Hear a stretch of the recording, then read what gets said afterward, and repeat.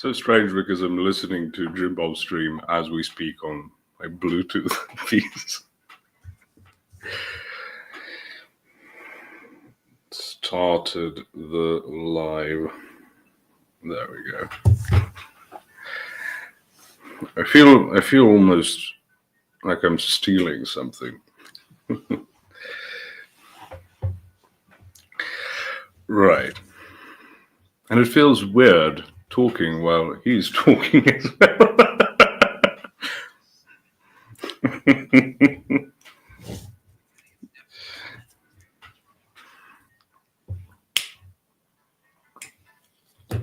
Hello, Moldy. Hello, Rizzy. Rizzy. You're not from Northern England, are you? I mean, I know you're not, but... Is Posh red, or is he just a character? Oh, I thought red, like, how do you think people learn languages? I don't know, actually.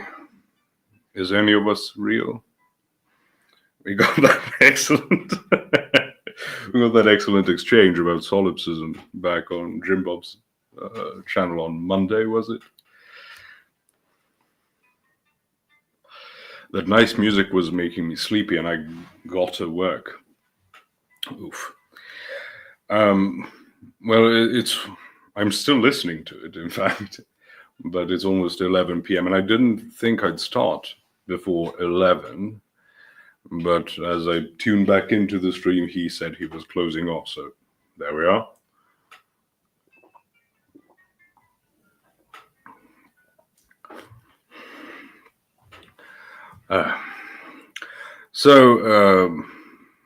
Pre-raid scouting party. Posh, have you tried a pipe instead of a cig? See much? Yeah. People tell me that, but you need to buy special tobacco. Tobacco. It's weird having to speak while listening, but I'll try. I mean, I've got a pipe. I did receive one as a present, so I might if I find something. And now Jim Bob's doing an impression of me, saying, no, no, no. That's a great meme. If you folks remember... Okay, I'll try to find something. So there isn't any in my town, but like the bigger town, which is like 40 minutes away, is going to be certainly supplied with tobacco and tobacco accessories. Sounds like that propane and propane accessories from King of the Hill, which I never watch outside of memes. And like, dear Lord, look at me. Look an absolute mess, but that's what happens when you have to hurry things along. Right, so what was I trying to say? Yeah, I've been planning this stream since Wednesday, but it's because it's about geopolitics, and things have been happening at a mad rate. I feel like Jimbo's making fun of me. And I also find it funny that if people don't know what's going on, I seem mad. No, it's not the Gandalf pipe. It's a regular one. It was more like a joke gift. Not a... I don't sound this fancy in Serbian unless I want to be, because as I said, I'm from the hick part of Serbia. So people won't associate me exactly with what you would associate me. They would associate me with being like a git and a nerd. So yeah. Dobry wieczór, Vlad.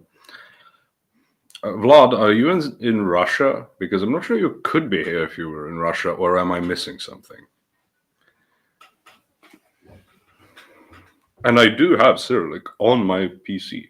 Let me tell you, I've got only 4. Oh, so you can be in Russia and be with PC. Posh, what was your favorite psalm again? 50/51. Yeah, just Nochi. Yeah, Is Moscow time 1 hour before CET? I believe so. So it's midnight. Well, actually, Russia's got to 11 time zones, so you might be in Vladivostok, as far as I know.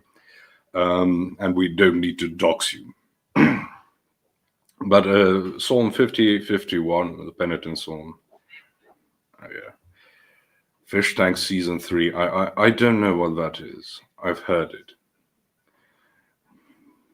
Это тоже русский, нету русской клавиатуры. Okay. I think, Chase, you explained to me what Fish Tank was, or maybe Jimbo, or someone explained it to me and I forgot again. So it reminds me every time, a girl explains some piece of clothing or cosmetics to me, and I retain it for like a day.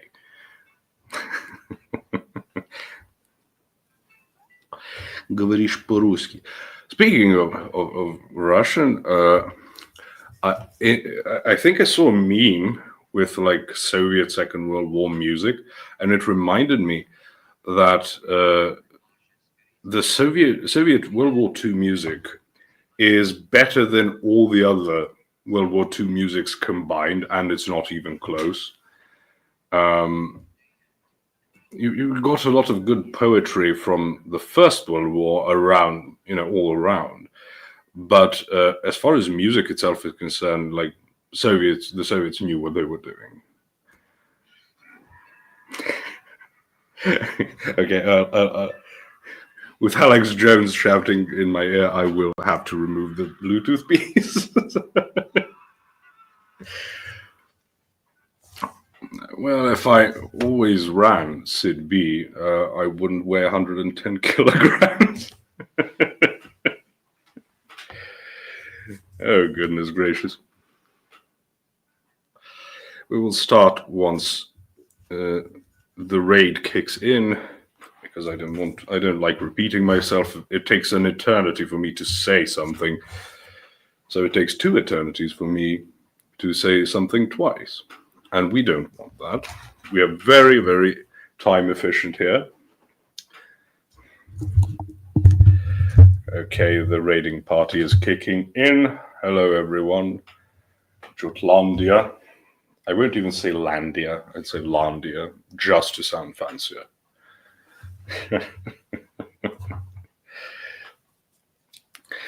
So, thank you, all of you who are here, who have stayed for this stream. I had to cobble up the title as fast as I could. But also, I said this in the beginning, that I planned this stream for Wednesday. And even better, I wanted to ask Jimbo, to organize and so I go live after him. And his stream was named Wednesday Hangout, I believe, and I wanted to call mine the better Wednesday Hangout or something. But then subsequently, yesterday and today, I did not have the chance to make a joke of that kind. So here we are. And also, I didn't go live yesterday because lots of things have been happening on the geopolitical sphere which needed addressing, and I needed to get better informed on them so I don't miss on very important events. So hello to everyone. It's Timermanel. Ruh Allah. What was Ruh? Ruh is like spirit in Arabic, right? So spirit of God, Ruh Allah. Vučić made a comment on the madness of the West. Vučić is a git. So address the allegations, Bosch. I still, since the stream started, I've still to discover what Fish Tank is. I was pretending to have a Bluetooth piece so I can hear when Jim Bob was finishing up. But I was having information fed to me about what Fish Tank was. And I'm afraid my informants didn't know either. But yeah, hey Trace, remember how fun it was when you jumped on the last stream? We were all jubilant for the victory.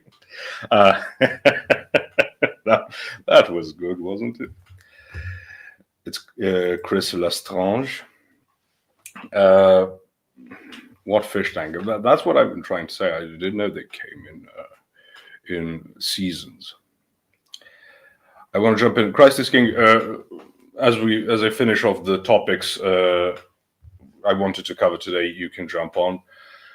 I told you it would be fine. Someone else, some prot, wanted to argue last time when I was finishing up, but since you've mentioned something this early on, of course I'm willing to oblige. Does stuff come from stuff in Serbia? No, it comes from the black market. That's the black market cosmogenesis that is very popular in Eastern Europe.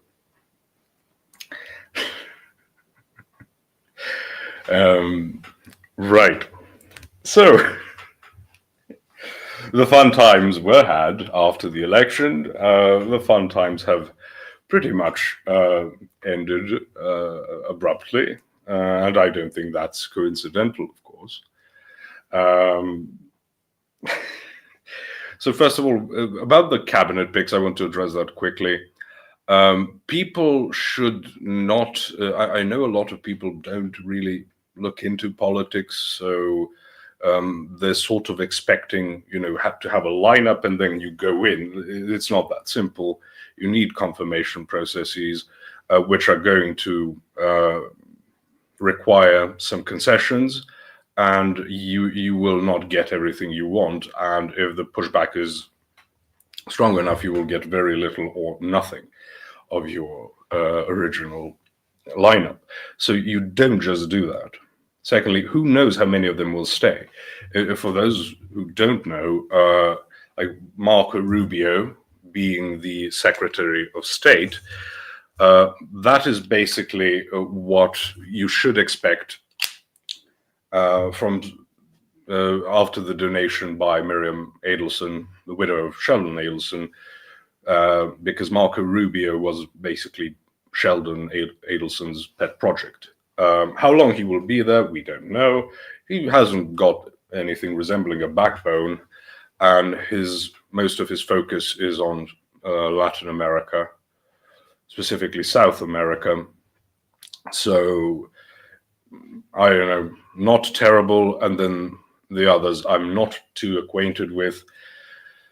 And I want to talk about certain events that have transpired in Israel, which is potentially positive, but also could easily spin out of control, and events in Ukraine, which I am shocked. The last stream, I thought there was a greater chance of things going well in Ukraine than Israel, and it's flipped since, due to very strange actions from the White House, complete flip on the policy of no ATCMs, also known as ATACMS. What's happening in here? Have you heard of Oreshnik? Yeah, I'm going to speak about it. Although it's basically a new weapon, a modified weapon, but new enough. And that's the reason I didn't jump on yesterday. I wanted to hear what, military people had to say about it. Right. Do you think they are trying to escalate things before Trump gets sworn in? I don't think they're trying to escalate, because there's no point in escalation. They are basically trying to, how shall we say, call Putin's bluff. Posh is so calm for someone who lives in a place that has no food and water. You people always make these jokes, yet me being fat repudiates all of them. So yeah, but yeah, we're going to need a cigarette for this one. Let's start with Ukraine because we're already there. That's why he's not an alcoholic, JB, he's a Serb. Exactly. And there is a difference. The fat filter. Yeah. It's difficult, which is why no one can, if someone calls me out of nowhere on a video call, I don't answer. I was like, oh, sorry, I'm here. I'm on the loo, so I can't answer now until I set it up.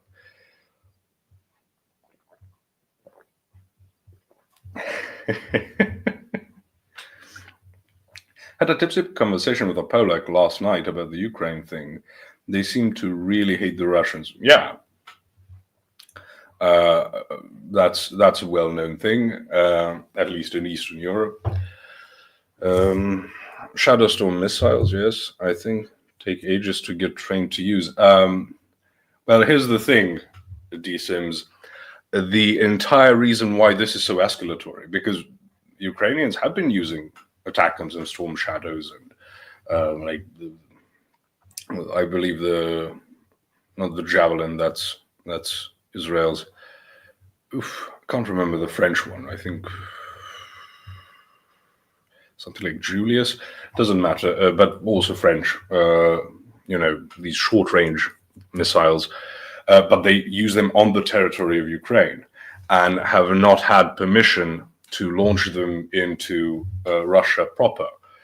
The problem is that, for example, ATACMS, you cannot use them. You can train the people to use them, but they have multiple clearance levels. So you're going to have Americans, and I'm guessing in the case of Storm Shadows, they wouldn't just allow Americans to do it. So you would have to have American officers in charge of that and American intel, because you need satellite guidance. So it's one thing to actively use that on Russia.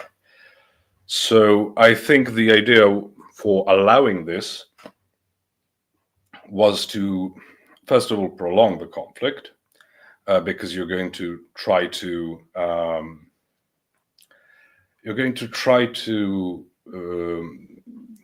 get the Russians to slow their advances, while potentially you might try to bring in more supplies and perhaps even troops from abroad.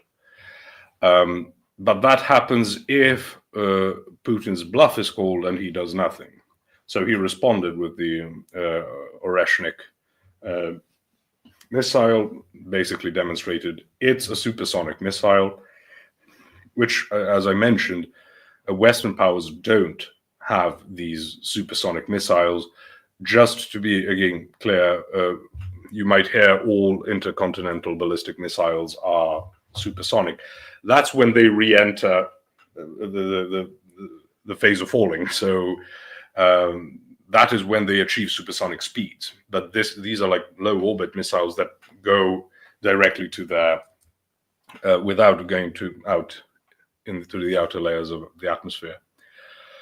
So that's the difference here. It demonstrates, I think Putin said Mach 10. So we're getting extremely fast missiles with nuclear bearing capacity.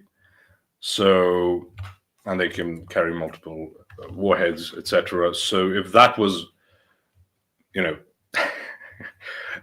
equipped with nuclear warheads, then we would be in quite a lot of trouble. Vlad says 12 to 14. About the Oreshnik, I might have misheard him, but I think he said 10. What was Mach speed for sound? Was it like 5 or 6? Okay, he did say 12 to 14. Goodness.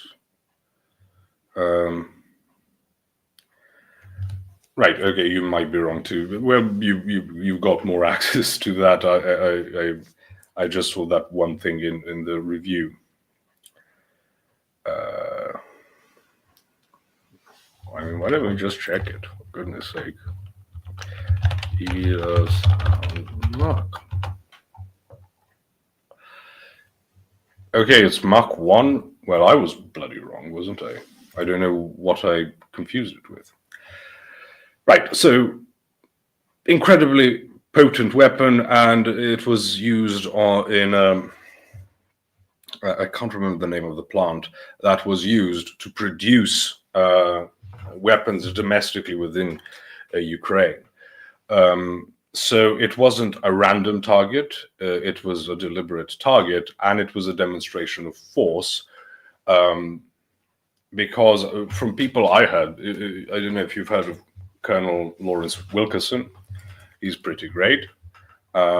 I've heard others say this, what you need to do is you need to get rid of the Ukrainian government. So you throw missiles at them.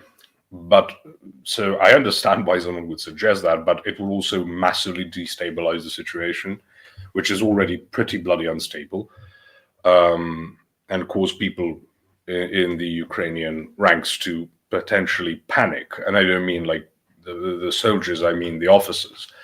And who knows what happens then. Also, this idea of just removing, heads of organizations is not exactly shown itself to be reliable. We see the biggest example of that recently is with Hezbollah. Poland are completely effed, aren't they? Well, if the exchange starts, everyone is effed. So yeah, you might think that they're the unlucky ones, but perhaps it would be easier to go out that way. So what I think, again, Vlad says Poland and UK. Yeah, and France is also there. I believe only Germany and Italy outright refused.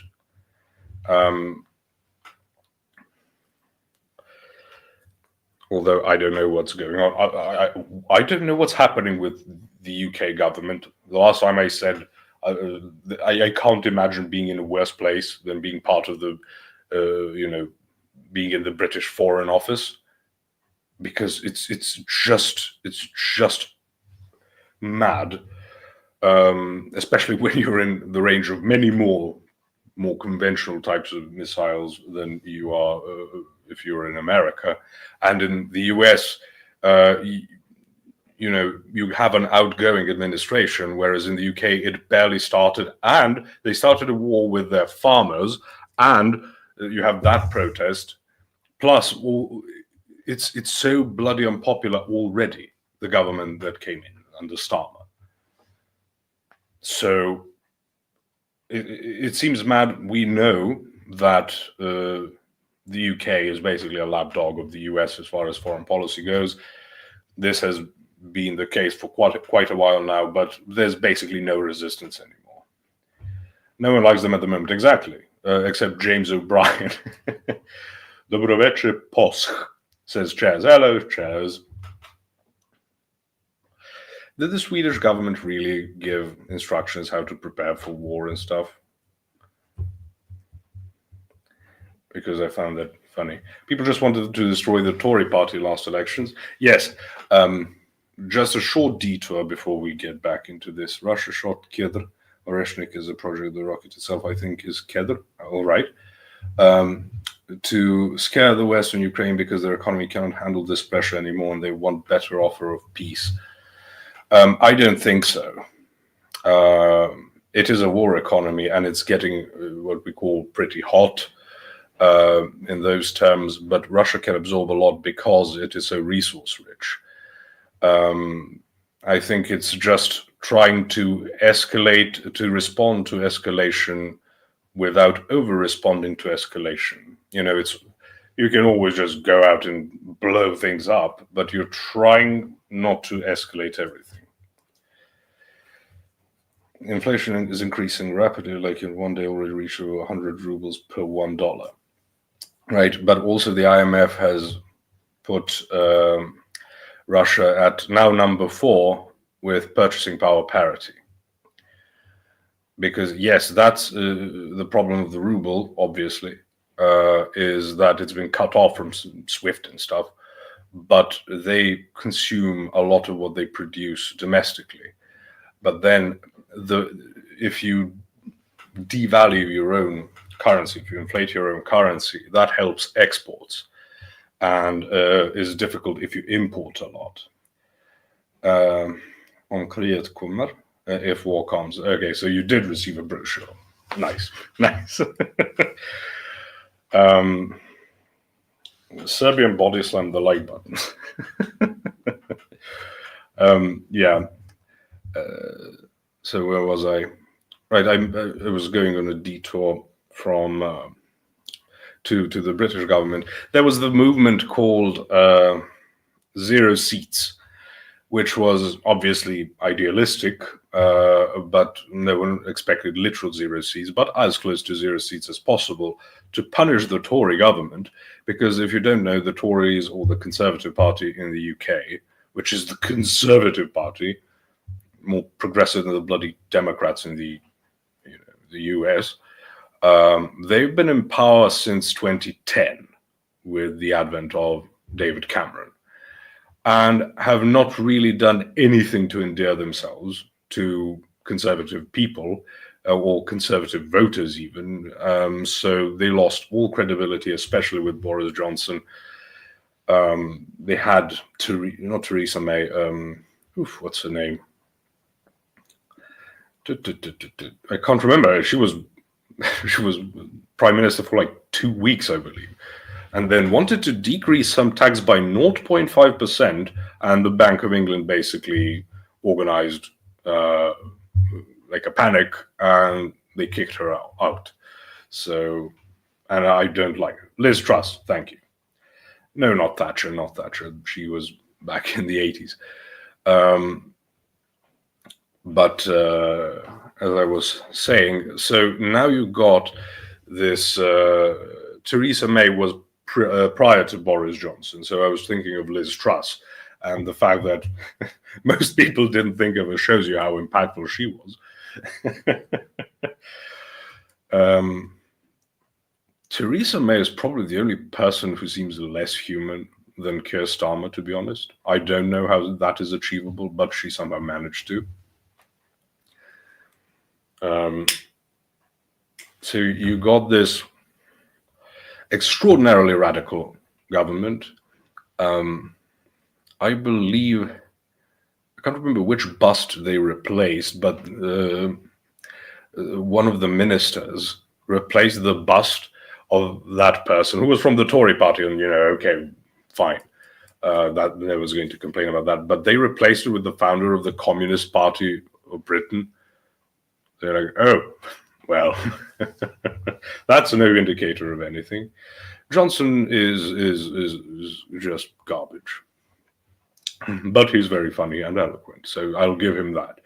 But I've seen very few people who are more contemptible than him. Women in positions of power. Since someone did. I wish I could stay for the stream, but unfortunately I have to go prepare for liturgy for St. George's feast. Yeah, I guess that's a very big feast in Georgia. Sort of like St. Sava's Day for us. Happy feast to everyone, by the way. May St. George grant us most desired wishes and grant peace. Well, we always can pray for peace, and God's will be done above all things we might see as better. Get rid of a lot. It's honestly distressful. But Margaret Thatcher, for example, is an example of a woman how a woman should behave in position of power, as far as I'm thinking charisma and stuff. So of course I don't like her, but you have to appreciate the riz. So she had a presence to her. And that's very rare. Margaret was a man. I don't think so. I think you're being too cruel to English women. Of course, it's the looks and behavior of the English women that forced the English men to colonize half the world just to get away from them. But that's not fair.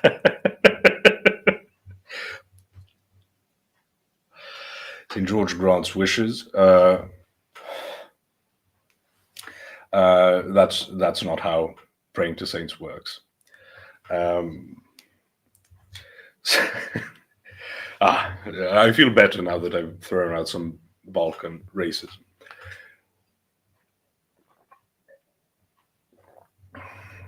The Serbians give their money to basketball schools instead of basic infrastructure. Well, that's like asking, who do you want to steal the money you give? But if you're asking about basic infrastructure because of what happened a couple of weeks ago, yeah, that's tragic. I'm drinking beer because we've got a couple of days up until Lent starts. So that's why. You don't want a black guy as the best player, do you? Well, as I said, Serbia is basically keeping the white man in the NBA as a thing.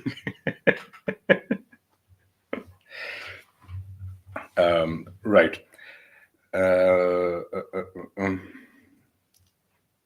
Okay. Back to the UK, just a short point. It's a very radical government, and the biggest problem with especially communist extremists, the smart ones, like you would have someone like Tony Blair, is that they don't follow the original Marxist nonsense of, it's just people will get poorer and poorer, and the rich will get richer and richer, so they will organize and overthrow them. And you would expect this to go down in the richest countries first. The new calendar is already on the nativity feast, which is why I'm drinking twice as much, just to to give you more opportunity for penance. But as I was saying, like people like Tony Blair, these types of radicals, I've mentioned it before, so I won't elaborate further, but you would think of them as either moderate or even right-leaning, because that gives them cover to internally and quietly create reforms that drastically change the way the government operates. Fabian socialism, yeah. Just to be clear, I don't think the elites are Marxist. I think the elites have to remain liquid, right? They adapt, but like the managerial class definitely leans that way, and they're very useful. So yeah, Nigel Farage won't make a difference. Like he is not a serious politician. He's eminently likable. But if you've seen what's been going on in Britain, and what did he address? The Jaguar logo change and advert. Really? When you won 4 seats for the first time, I think that the UKIP has won. It's not UKIP anymore, is it? It's Reform. First time he wins elected seats. He had UKIP with Douglas Carswell, but that's because he flipped from the Tories. And instead of pressing on every single issue, because the Tories are useless, the Labour is evil and incompetent, so you think this is the time to press, and he talks about bloody Jaguar adverts.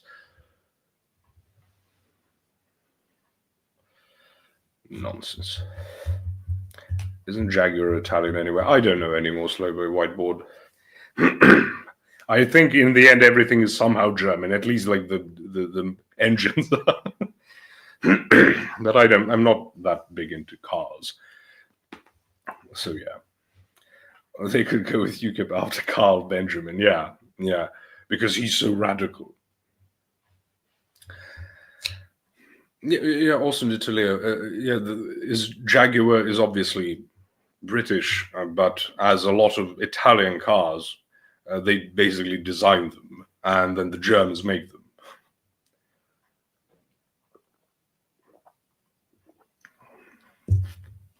Gemistos Plethon, cool name.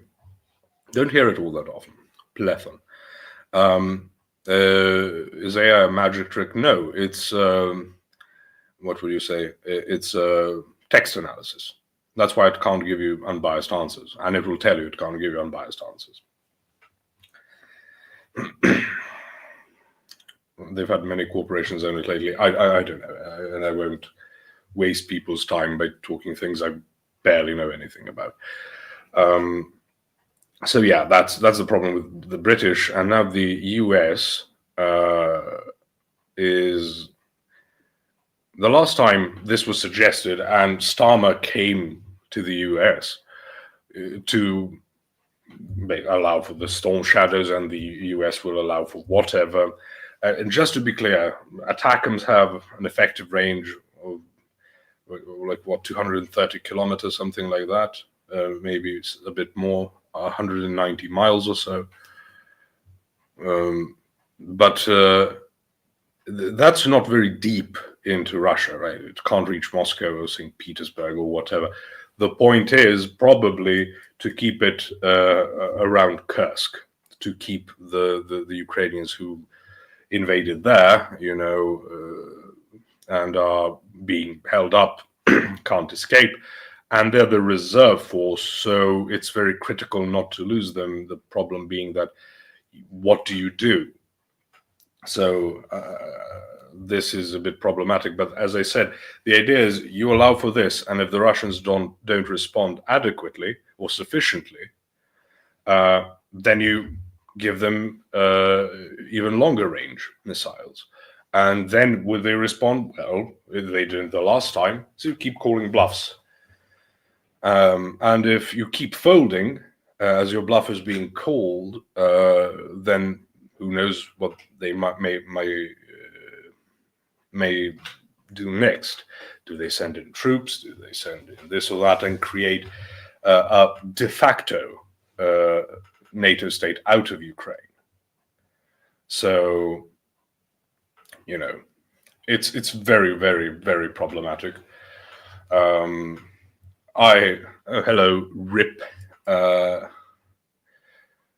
So that's the problem. So who will back off now? Yeah. Do I know the Rip is a master luthier? He's the Luth. I don't believe it because it sounds too close to Lutheran. And whatever we may say about Rip, he a Lutheran he is not. Imagine, if you will, NATO, the country. Yeah. NATO is also in dire straits because they can't organize around anything. It's obviously like an extension of the US. No one's unclear on that, which is why they're willing to foot the bill, even though a lot of countries don't pay their 2% into it. And a lot of those countries are very loud and pretty much like these small dogs barking. But it's inside of NATO. You don't get a lot of disagreement, so it's basically been done by the American whip. And they're talking about NATO, Trump-proofing NATO, which is probably what this is about partly. I'm not sure. It's a risky game to play, and we'll see what happens. Because my guess is if this continues, that the Russians will actually take out the Ukrainian government. And I don't know what happens after that. Obviously, no one wants to start nuclear war. But as I said, to Russians, this is pretty much a make or break. So they don't see themselves as having an option of backing down. And if you're going to go out, you might as well take everyone with you. Because if they know you won't do anything, they'll just keep pushing. And therein lies the problem. And the the mutual assured destruction doctrine, stops functioning as a deterrence. Oof. I know it's a bit off topic, but isn't it fantastic? The same people for Israel, Alpha, are pro-Ukraine, underdog, trying to be perceived by MSM. Yeah, it's very strange because you say that, but Israel is seen as both alpha and underdog. So it's both OP and, a victim and stuff. How long have we been at war with East Asia? A 1984 reference. Trump will stop it and make the other members pay more. I don't know what will happen because NATO has to provoke things in order to maintain relevance. This is why you would try to provoke a war in different areas of the world. It's not just contractors, and the two are not separate, because joining NATO means you have to get a certain type of weaponry and a certain quality, class, whatever you want to say. So basically you have to buy it from us. So yeah, jokes aside, we should all be praying for peace at home like we do in liturgy, of course. As I said, I'm not happy with any of these wars. I am the exact opposite of a war hawk. I'm the exact opposite of Lindsey Graham, both in terms of accent and I might start speaking Northern English just to make sure that the South and North are inverted. But yeah, if Trump ends NATO, he will set the world free. Now that could go two ways. Yes, I'm also not a person who thinks if you get rid of American hegemony, we end up like in Lionel Hutz, saying, could you imagine a world without lawyers? And everyone's holding hands. Yeah, I don't expect that. The problem is that if this is not the type of behavior you would like to see from a hegemon, because the hegemon is getting a bit too rowdy. And you would have to have certain levels of hegemony or international agreements to keep like trade routes safe. So yeah. They will have to come by land, and let them come. They will not return. Lindsey Graham's parents must not have liked him very much. They gave him a woman's name. You have a woman's name, my lord. I love that bit. You have a woman's hands, my lord. Been a while since I heard that name. I saw it all over Twitter today because he was happy. Right, Matt Gaetz is off. He stepped down from being considered for the next AG, which is unfortunate, but even more unfortunate is that Lindsey Graham was exceedingly jubilant about the replacement pick. So yeah. I know this means not much in the material realm, but in your view, do you think the barcode was the modern day mark of the beast and keeps evolving? Talking about lawyers. So if you're being serious about that, in Greece, there were people who thought that. The problem is the mark of the beast is something that has the inverse exist in the church. So unless the church starts providing people with barcodes, I don't think so. Or with chips. Yes, it will not be something you take accidentally, but I assume if people say chips, that might be the case as well. So who knows what will happen. Trump's whole cabinet sucks. Not the whole of it, but we will see what he does with it, because he doesn't give people a lot of leeway. He's pretty top down. Gazetted interview with Charlie Kirk seems hopeful. With Bondi pick, I don't know. As I said, the only thing I know about her is very pro-Israel, which I suppose most of them are, and even that might be putting it lightly. But secondarily, Lindsey Graham being excited is not something I'm ever happy with, because that man has shown himself to be a snake in every single capacity, sort of like Johnson, Boris Johnson, I mean.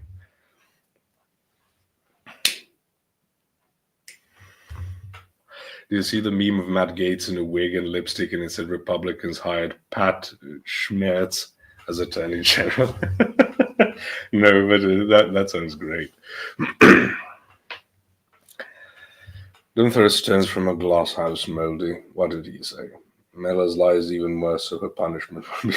Okay, you're having an eternal spat. And you see, because I'm a non-interventionist, I will not intervene.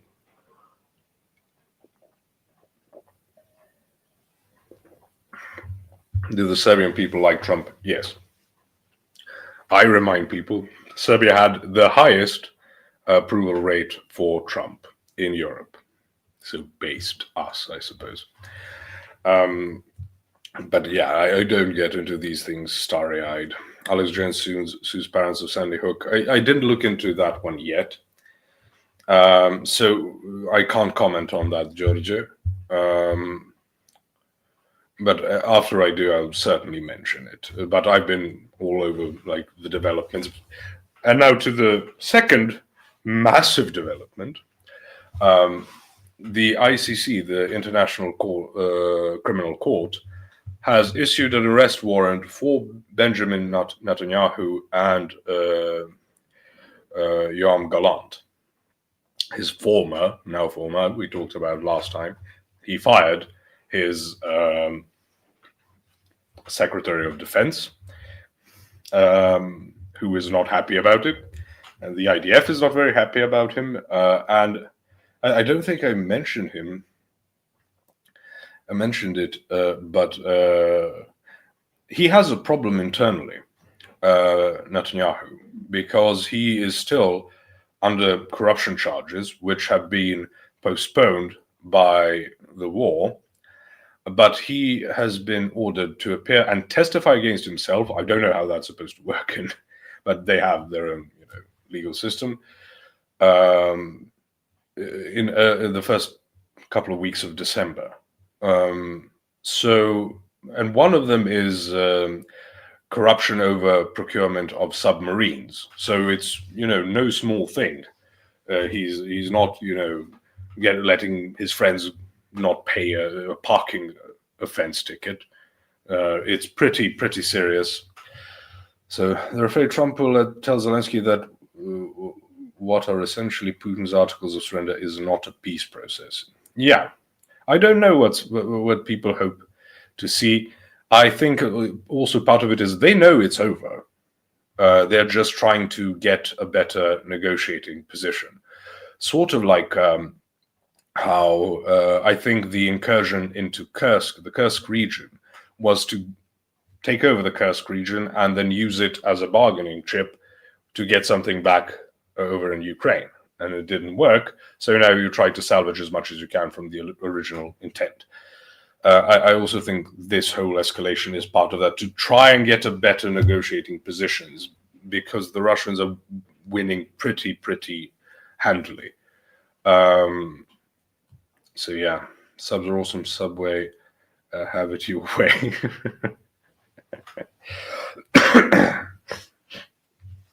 Yeah, the Zelensky peace formula is a joke.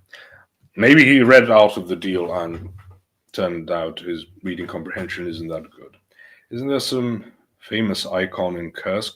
I think it's the icon of the Theotokos. I'm just taking piss. Yeah, it's fine. God, guns, and glory. Whatever the topic may be, we remain, I don't want to say jubilant, because I said it twice and now it would make me sound repetitive and like a prick.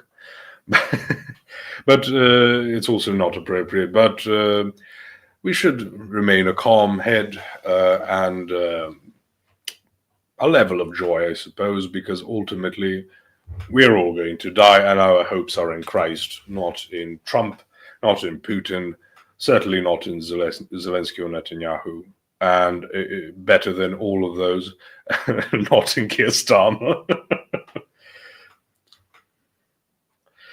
So, we are actually pretty spoiled as far as what Christians had to live through in the past. Not in Bitcoin. Well, it's almost 100K, Vlad, so maybe in Bitcoin. Jesus and Bitcoin. Sounds like a creed for a libertarian Christian group. Christ and Bitcoin. My Bible and my Bitcoin. Yes, I should, Julian, I should mention that more often, which is why I'm not, some terrified pup, shaking in the corner. If we die, we die. It will happen at some point anyways. We aren't being put in Dachau, that's for sure. Yeah. Although we might be turned to smoke. Right, the Lord's crypt.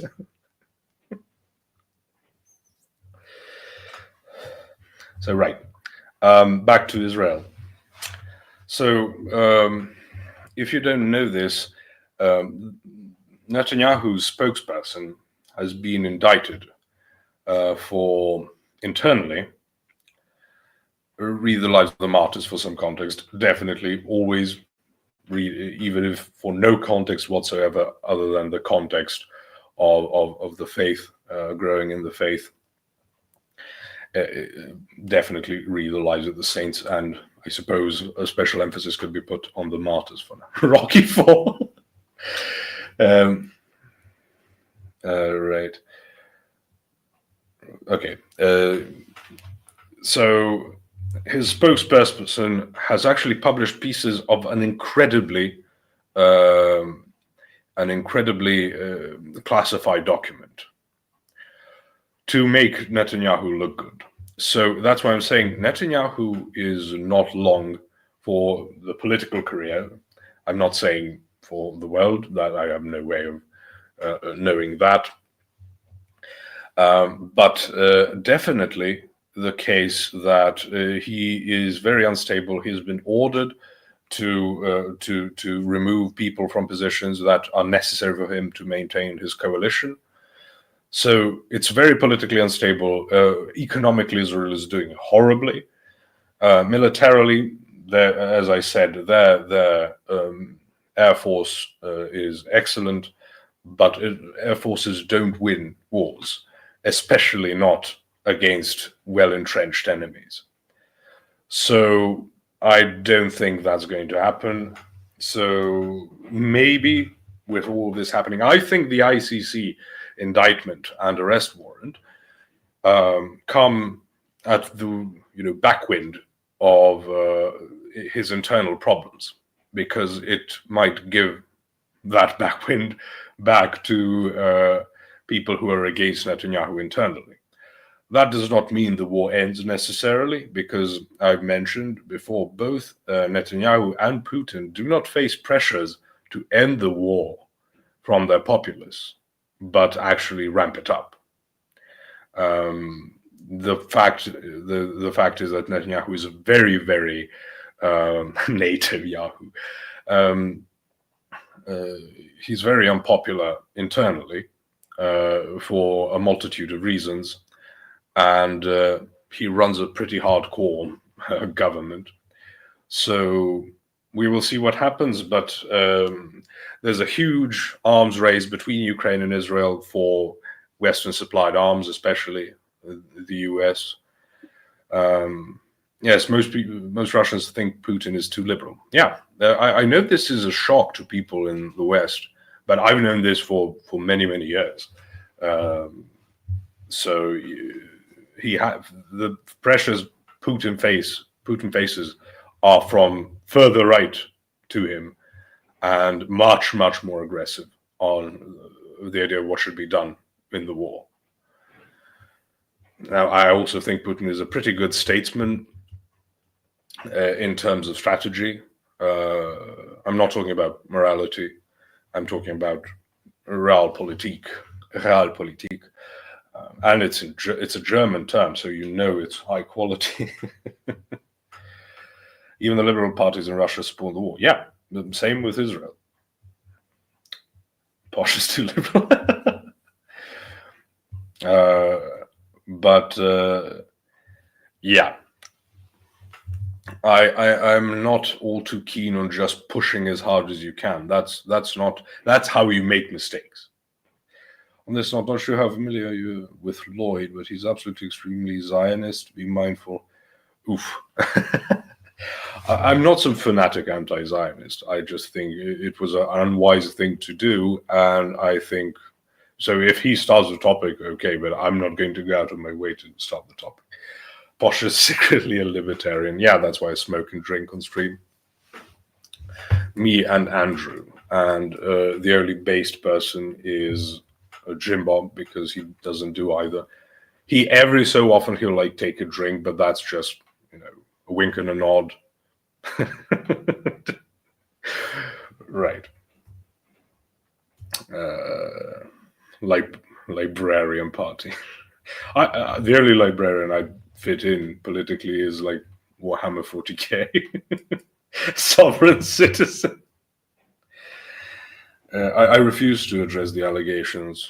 Chase, I plead the fifth.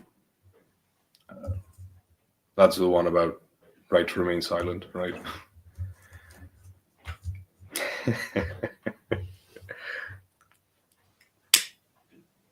See, I'm pleading the fifth because it's an enlightenment document, and I'm a liberal libertarian, left libertarian. The silence is deafening. The boomer phrases of alleged wisdom are just have been manufactured on an industrial scale, in especially since the Gaza incidents. But yeah, corn is political. That will be Baron Strawberry. He plays the World Eaters. I plead the fifth cigarette in a row.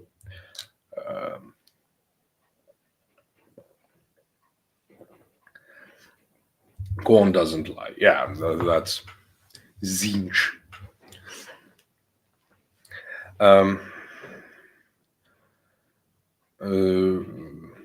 Yeah, I don't know what I will be discussing because I don't know what he usually covers. So, right. Posh, why is it that? Why is it this? Why is the world flat? I can't think of anything else to rhyme with other than drat. There you go. Дети против волшебников. Волшебников. So in Russian, we have the term Bolshevik, but it basically means necromancer. Does that mean the same thing in Russian? Or is it because I know that vrach in Serbian means like a witch man, male witch. And we have celebrated recently Saints Cosmas and Damian, also known as the Sveti Vraci, which is the holy doctors, like holy medicine men. But as a child, I thought Sveti Vraci, like the holy witch men, warlocks, I suppose. So yeah, okay, wizard or magician. So basically, how we say vrach. But yeah, funny etymological factoids. Sweaty crotchy.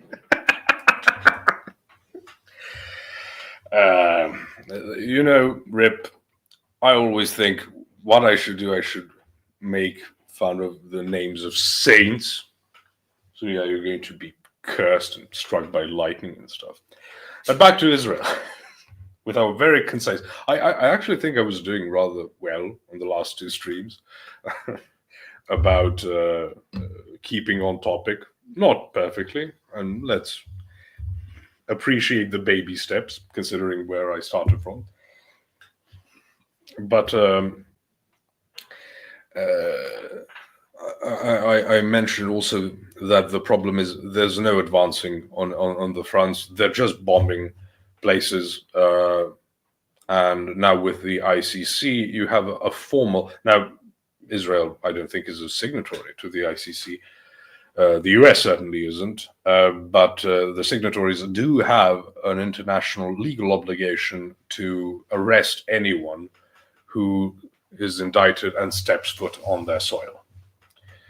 Are there any synagogues in Serbia? I know there is one in Subotica, which is basically on the very northernmost part of Serbia, near the border with Hungary. So it dates back to this Austro-Hungarian Empire. Posh, do you think women prattle is just misunderstood, deceptively driven enthymemes? No, I just think women think in a different way, so they don't have a linear way of thinking, so they just prattle. I swear, I have a lot of sympathy for women prattle. I don't engage in it, but I've so many times have I talked and talked and talked, and I'm thinking, I'm just killing it with how clear I'm making things, and the person just looks at me, what? So, I understand it when you think everything makes so much sense, and you're just confusing everyone around you. If you could, would you like to see Jay Dyer have an interview with Emir Nemanja Kusturica? I don't know how we would organize that. We'd also need an interpreter, probably. Posh prattle. Fair enough. PP for short. Right. Just as I said, I was starting to get good at it. I immediately fail. So there has been no advancement on the fronts because, I repeat, Israel has a very limited pool of soldiers to draw from, considering its population and where it is and certain religious exemptions. And the fact that a lot of people have fled from Israel and continue to flee from Israel, people who are internally displaced. So it cannot maintain a long war. It's not designed for that. So I think it's going to have to be just, okay, someone is going to shut it off. I don't know if Netanyahu being out of the picture, that maybe, and obviously Israel being humiliated by just a non-victory, because their entire thing was like projecting strength and escalation dominance, which they no longer have, neither horizontal nor vertical. So yeah. Do you watch the Duran? No, I don't. I've seen some things from them. They're pretty solid, but I don't. So yeah, if Israel's power and prestige wanes, that might lead to the grip loosening from AIPAC, and we'll see. It could obviously go the exact opposite way. But Netanyahu, if he's anything, he is an excellent navigator and political survivor. But he has wronged too many people in too many areas and kept tripping over himself. And I don't think that is going to end well. Antichrist is going to be from AIPAC. I don't know. But I know you're joking. But whatever the case, things are very unstable. The thing about war is that many things can happen to change it immediately. Jada was on the Duran about a month ago. Oh, I didn't know that. I have to check that out. Oh, Liz, thank you for reminding people you can support over at PayPal, which is still best option to support me right now. I've been, I said this, I've been really occupied with study for my license for being a pharmacist. So I don't have the time to stream as much or to get acquainted with the topics I like to cover. So I'll have to, unless something additional happens that's worth covering. I avoided using every term like interesting because it's not exactly interesting, but of interest. That's different, not by a mile, but I think appropriate. Get drunk is the best way to support. On that note,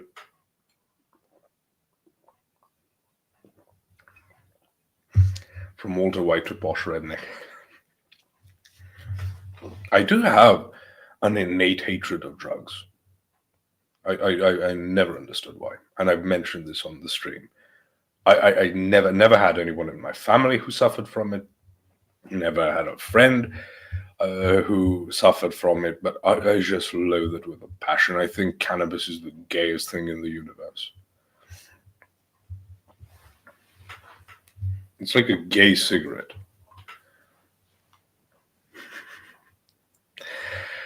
Right.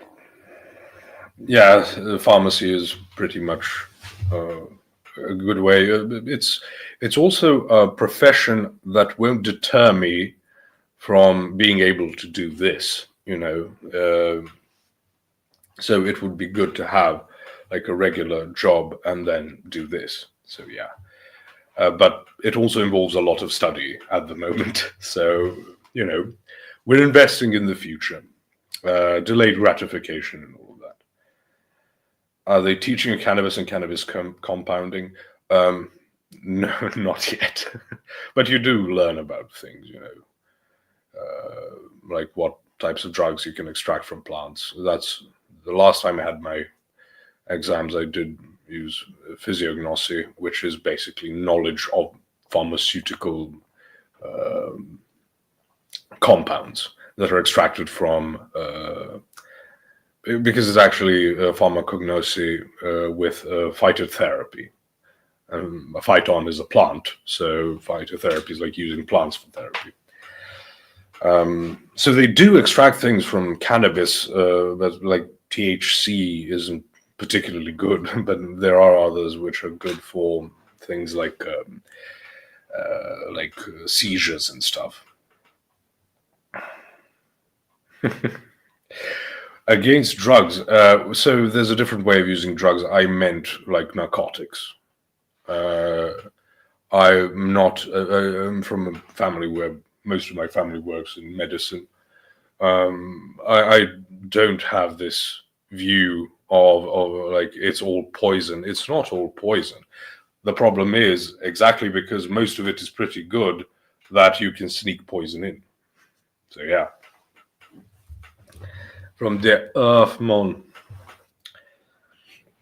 hemp sweater.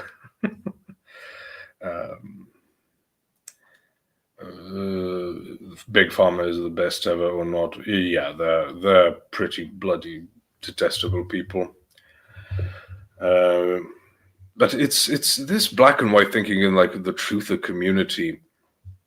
I don't know. It's like saying, you should only use like plants to like make tea or some type of extract in like a tincture or whatever. But that's what most of it still is. It's just fancied up. It's more precise and things like that. It's oh goodness, sorry. This is the problem I have with this type of thinking. It's just self-serving, but it's not like, get vitamin C. They're going to poison it. Like, no, they're not. Why would they poison you with vitamin C? Here it is from Jason Show. Pharmacology. That's a good one. if they then successfully take out Trump, which is VP support Israel, I think you would have to a large extent. I'm just hoping for people to draw back from it, to stop it from being fanatical. But otherwise, it's insanity. But as you see, like, Ukraine doesn't hold power or sway over the US government, yet you see the madness over it. So it's not just AIPAC, it's like the willing imposition of such lunacy on behalf of maintaining hegemony and trying to gain resources, and obviously the military-industrial complex, that's a given, but people tend to say that and like not mention anything else. Rothschilds bought Ukraine's debt after the war started. Oof, I didn't know that. Well, that debt will be paid by their lands being taken over by entities like BlackRock. So, yay, democracy and freedom. Laundering money as well, yes, but as I said, it doesn't mean that everywhere the US is fawning over so drastically is because they have sway over the politics. And if you just like if Israel got dismantled tomorrow, now the US would start, oh right, we have to go America first. Like, no, that's just trying to export and externalize the source of the problem. It is a problem, obviously, but it won't go away, which is why I think the waning power of Israel is going to go in that direction, not that it's going to stop. So yeah, Canadians as a whole are not interested. We know it's a civil war, basically, but you've got, like it tends to happen in civil wars, foreign powers get involved on one side or both sides, and they are on both sides in this case, right? Like China and Iran and places. So not that I need to repeat that. The biggest reason China gets involved in this is because China basically buys almost all the oil produced by Iran, and I think almost all the oil, but definitely a majority of the oil produced in Iraq. So they're not very happy about war breaking out there. Now, they won't intervene militarily, but they will intervene in different, capacities. So that's also the case. As Putin's shill brother Nathaniel Kepner, also known as Brother Nathaniel, said, good, the Israel thing doesn't really matter. There will always be Jews in power, Israel. Yeah, and it's not just, it's interesting as well. I need to be careful. On the last stream, my comments got shut down. I don't know why, and it was a pretty saucy topic. It was happy. There was a lot to talk about, but I got my comments closed. So it wasn't me who closed them, just to let people know.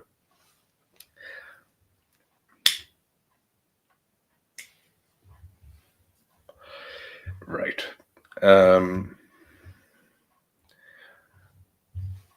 Right. So that's basically what I wanted to mention. Those are the major things that have happened with Ukraine. It's allowing these short-range missiles to be used, and then Russia responding. In Israel, it's the ever-growing weight that's placed on Netanyahu's back, and who knows whether he will be able to endure it, and also how well the IDF can do, because it's just basically bombing places, and that's about the strategy they have.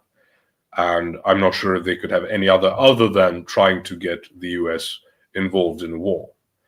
And the US is very hesitant to do that because it will cause so many problems that the US could be very, very, very much harmed by the cascading consequences of getting Iran into war, and especially like bombing the oil fields, like that's just madness. That will just cause so many problems for everyone in the world that the chaos will not be controlled. That's why the US is so hesitant, not because they fear Iran. Obviously, Iran much harder a target than Iraq, but I believe that the US could win that war, but it will be at best a Pyrrhic victory. So I ultimately it could be a loss because of what would happen to the world economy, what would happen to China, and then what would happen to their ability to produce and export things, and then what would happen to people who were importing everything, all sorts of things from China, etc., etc., etc. Like, it's not as simple as, oh, as I said, like in Total War games, you send like a general and then you win, and that place now turns into a different color, and there you go. It's not. And if Iran thinks it's going to be wiped out, who knows what they will launch at Israel, just as like a hurrah.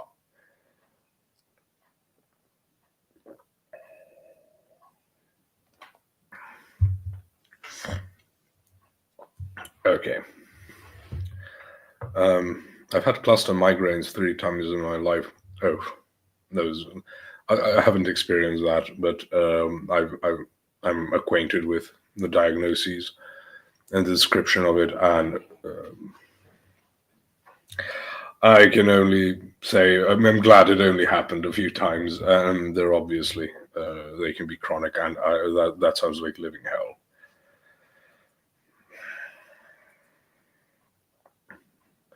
Radiation poisoning. Even let's say radiation poisoning wasn't real. That's not the problem. The problem is you have like thermobaric bombs. Like, they release like a aluminium dust basically, and then the ignition of it creates the overpressure that just wipes everything out. So there you go. No radiation necessary, but it will just wipe people out, and not just people. Research of hypothalamus and mushroom microdose. Yeah, I know what you mean, but I'm not interested in psychedelics. That's like asking for demonic incursions. If things help with such chronic pains like migraines, then you're basically choosing the lesser of two evils. And I would not say, well, you just have to suffer for it. Or would I allow people to just have seizures and epileptic shocks if something derived from cannabis can help them? Obviously. The problem with pharma isn't that they only make poison. The problem is they have a profit incentive. So they will try to produce, medicine of limited efficacy. I know also that people keep saying, drug against cancer. Like, a cancer isn't like a thing. It's not like a bacterium or a virus. It describes plenty of different effects in different parts of the body.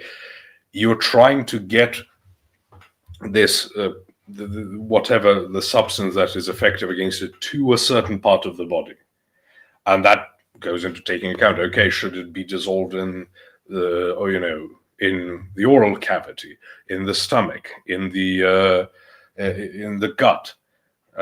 So you're trying to get it over to that place. So having pancreatic cancer and having some type of brain tumor isn't the same thing. You can't just take a pill and whichever or both what you have it just takes care of it. So people, that's again not a reason not to criticize big pharma. It's just that you can't just say, oh, a cure for cancer. Like, most of it is going to be, if there is such a thing, would be prophylactic, preventative, that is to say. It's not going to be some, oh, if you have it, it doesn't matter in which capacity. Like it's a very naive approach, and the problem, additional secondary problem of that is then you discredit genuine concerns. Brought to you by Five. I don't know what would happen if they ban and they should all of the advertising of pharmaceuticals, because there's, I think, like 3 or 4 countries that allow for that on television and stuff, and US is one of those countries.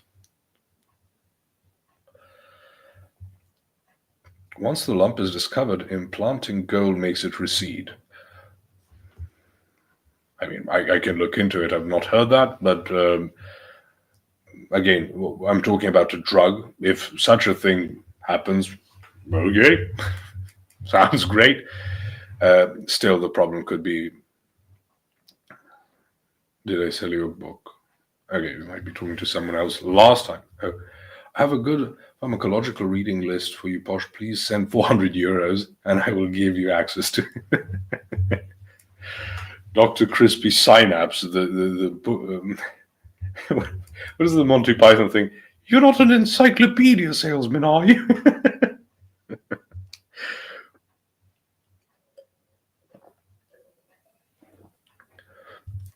Okay, I'll definitely have to look that up. Meth is great for weight loss. Good. Okay, so Christ is King. If you are here, I'm happy to give you a link. I'll post the link in chat. So we have some more time to kill. It's midnight and 10 minutes right now, so we can have a bit of a chat. So he's getting shot with the Mac 10. The advising is crazy. The gold lodges brought to you by insert Pharma name. Imagine having Pfizer replaced by Birch Gold. So we have Ben Shapiro on every advert ever. Okay, so what do you think on this, since we're talking about politics? Like Yemistos Pleton says, is multipolarism going to destroy globalism? What do you think? I agree. Well, that's a kind of like a trick question, in the sense that we've had globalism for a long while. Like I was just doing before you started streaming, I was doing a short stream with some of my thoughts on geopolitics, and I was basically going over a little bit of the details about the Ukraine-Russian war, but I didn't go too deep because I have Ukrainian friends. I go to a Russian parish. I've got and it's, I don't want to offend anyone, but like I feel like on your channel, I might be a little bit more free to offend people in the sense of like saying, the Russia-Japanese war from the 20th century. It was determined, like Russia lost, and the outcome was determined by the U.S. president. So like Japan had a huge problem with let's say the outcome, because the Japanese people felt like they won a war and got nothing to show for it, right? And what I would add to that is, like, doesn't that say that we are already globalized? Like, well, not exactly. It's just that you will have powers who will intervene when these things are decided. So we've had, like in the Balkans, successful rebellions against the Ottoman Empire, and then you have like the British going, oh, well, this would cause quite a bit of problem. Let's give it back to the. So you get pressures, and then, of course, Britain was a global empire. That's not the same thing as having globalism, because you had competing powers like France. But You mean if I understand. You mean unipolarity as a we had like a sort of unipolarity after like uh the Cold War, but that was yes, brief. That was brief, and I think it's yes, to answer the question that this person posed. Yes, it's going away. It must go away. And also, like, don't you think it's a little bit ironic that the liberals, so-called liberals, are trying to impose imperialistically their culture everywhere? Like, if they're allegedly tolerant of other people's cultures, why don't they allow them to have them? You know? because it's a good excuse, and that's what it is. So let me add my fellow countryman here, Pomosborg. Bog pomogao. So we will have to continue in English. There was a priest who No jumped problem. on one time, if you remember, and his English wasn't that good, so we had to do a portion of it in Serbian, and no one knew what was going on. So the question is multipolarity and globalism. So depends on how you view it. Isn't that a contradiction? Like multipolarity, polarity means two sides, and multipolarity would mean Technically, like yeah. we By the we way, need some different word for it. in Because essence, the multipolarity was in Cold War, and right now is like you have China, you have India, you have USA, like, and if USA separate like California, like it will be power similar to France or Germany. Like if California separate from rest of USA, it would have GDP like France or Germany. So yeah, but that doesn't matter because they wouldn't have the military, and you need a military in order to be able to push your advantage or push for what you want to see happen. The other thing I is, mean, but like, Germany doesn't have military, and it they influences have, Balkan yeah, country. they have economic pressures to put on So others, like here in the Balkans. But again, and China it's too, like. part of this larger structure of the Western powers. Yeah. So it's an arm of it. So they can always rely on protection from the US and stuff, so Germany has an army, just not its own. Yeah, exactly. Germany has become an outpost, an economic outpost. Yes. If you don't have an army, if you don't have nuclear weapons, you're not a sovereign nation. I'm sorry. Yes. I'm sorry. Like you're gonna be subsumed into the sphere of power of somebody else, And not to mention, France has both of those, and yet they're very limited in their sovereignty. And France is basically the only Western power that occasionally says no to the US. So it's not even enough because you have other pressures. If I say I'm going to give you some economic troubles, you're going to nuke me back? That's not going to happen. Well, I think it depends on the amount of autonomy that you have let's say, as a ruler. Of course, we have to speak about these things through an Orthodox lens and not a realpolitik lens, because there's a mismatch. Realpolitics is like super useful, but at the same time, it's like you can talk about having like an Orthodox king, but an Orthodox king would by definition never do that. So you're basically talking about a dictator. I think a dictator could nuke somebody else because his consolidated power allows him to do that, but an Orthodox king would. So. I mean, if we talk about England and France, I believe that they are suffering syndrome similar like what white people are suffering in USA. Basically, they are suffering from being colonial power. So whatever they do, they say you are colonial, or with white people, you are evil white person. You are using that power from the past. So even though they have a lot of power, still they cannot spread their influence because they have that colonial past. So I believe that's why France have a little maneuver international business, let's say. But they are quite neo-colonial in Africa still. They impose a lot of but they another thing is you talk about this problem they have, like some type of mentality of, oh, we don't want to be colonizers. That's true for the populace, not for the ruling elites. Yeah.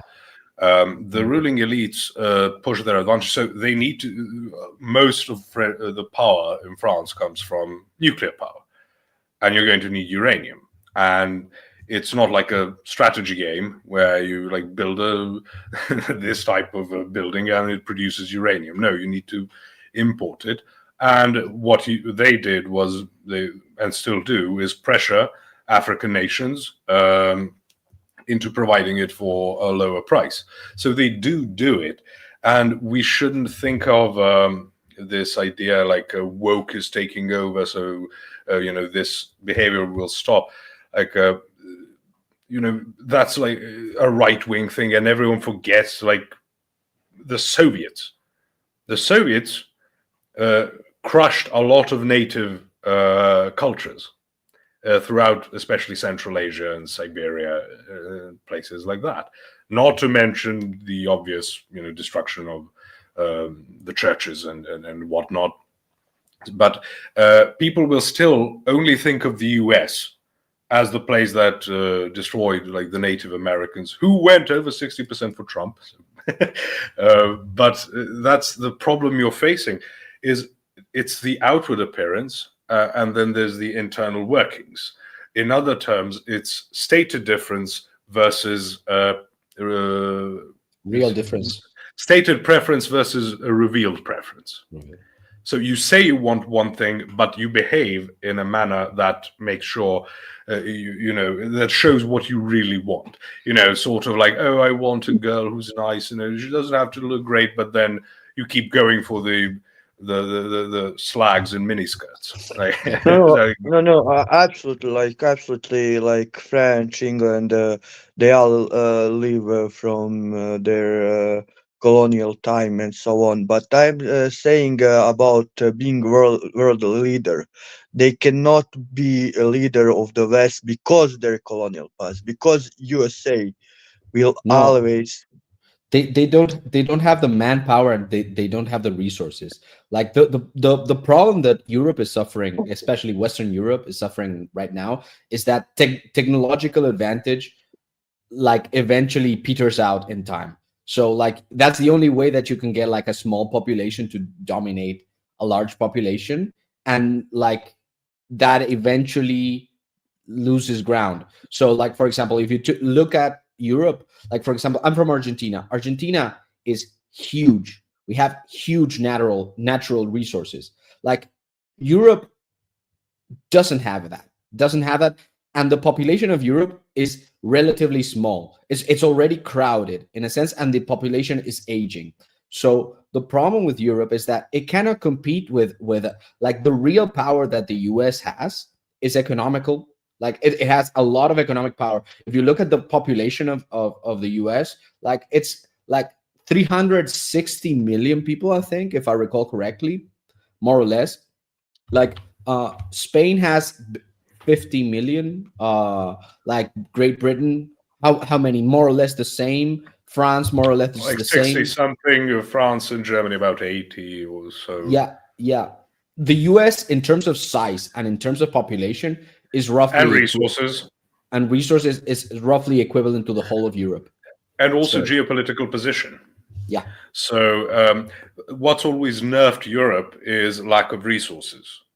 So Europe has never been a resource-rich part of the world, except for Eastern Europe.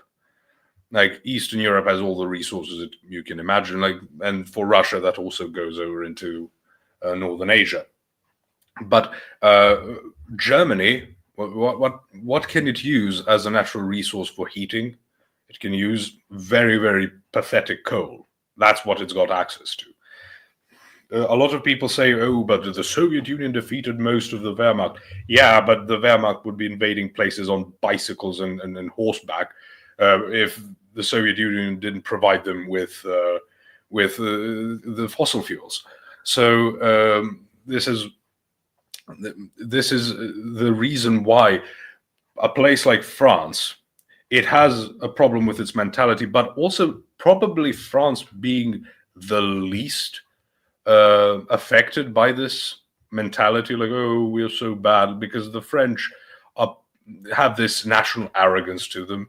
They're one of they are the most successful military nation ever, without a doubt, if all of history is taken into consideration, and what they were doing from their position.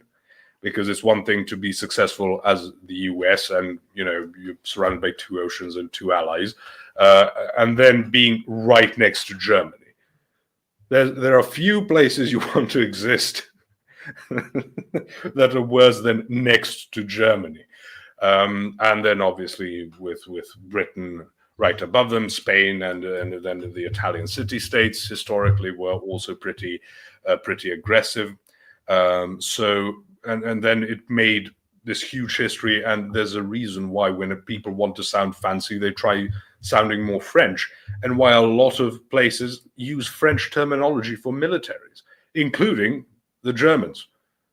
They even spell it in the French way, like armée, with like an acute accent over the first E, because it's ARMAEE. So that's how you know it's French. So it also affects like how the Russians speak, how everyone speaks in military terms.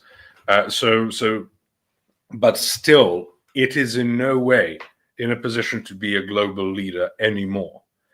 It hasn't got the population, hasn't got the resources, and with how technology develops nowadays, the only reason to build a what's it called, like aircraft carrier,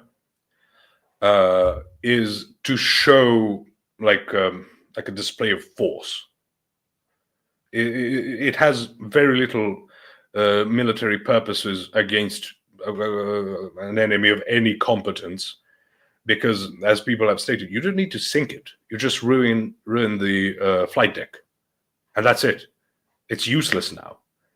So China is building some just to show power, not because it's some great weapon anymore. In the 90s, it was the most powerful thing imaginable. You basically have a float, an island you can drive around. But that island is far from invincible nowadays, and people like Iran can now counter it pretty easily just by disabling it. And now you've wasted like $2 billion on building something that doesn't work. Probably nowadays, especially, it's Chris Lestrange. We mentioned France, we mentioned bad things about France.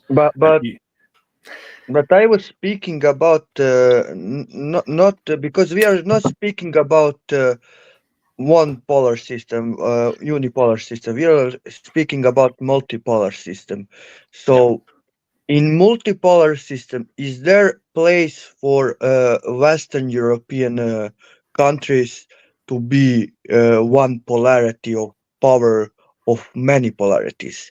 And to me, because their colonial past, and their propaganda, they have economy and all of that, but they cannot speak for the Europe, because America is their spokesman, and they cannot rid of that easily. So because they cannot speak, they cannot be that polarity of power, but USA is center of that polarity. That is my point.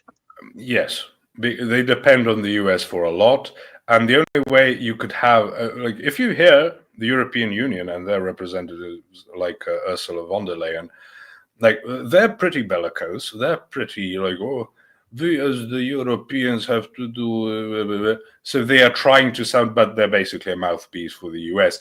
The only way you could have some type of Western/Northern European bloc function as a power is if they could get a hold of some type of, resource, so they could like force a part of the world that is resource rich.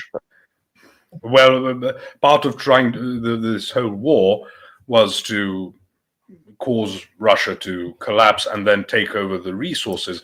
But that's still with the US. I'm talking about if they wanted to go independent, which they're not doing. I wanted to like bring this to the conversation. Maybe we can talk about it or not, but like basically what I said in my own channel was that or I tried to point towards that direction, is that basically the problem with the war between Ukraine and Russia is that Russia is saying, you Ukrainians are part of Russia, you're Russians, you shouldn't like make bones about this, you're Russian, the Kievan Rus, like history, this and that. And the problem is that Ukraine, when the Soviet Union fell, like it gave away its nukes to the West because it wanted to be like the Western nations, because it like lack of leadership, and like they exchanged their birthright for a bowl of soup.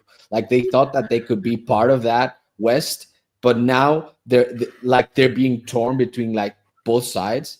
And to me, it feels like poor things. They were misled, they were lied to by the liberals, because like liberals will always tell you can just vote yourself into power, and like having nukes is not important, and this and that. And now like they're alone, basically. The problem with them giving up the nukes is basically that those nukes were still controlled from Moscow.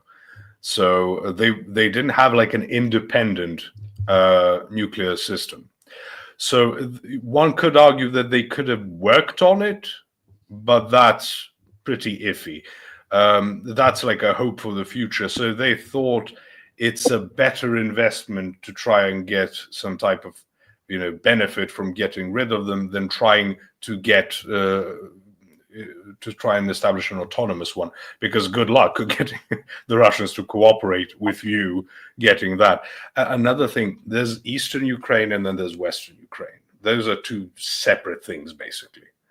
Under one nation, because places like Crimea are over 95% Russian speaking. They don't even speak Ukrainian.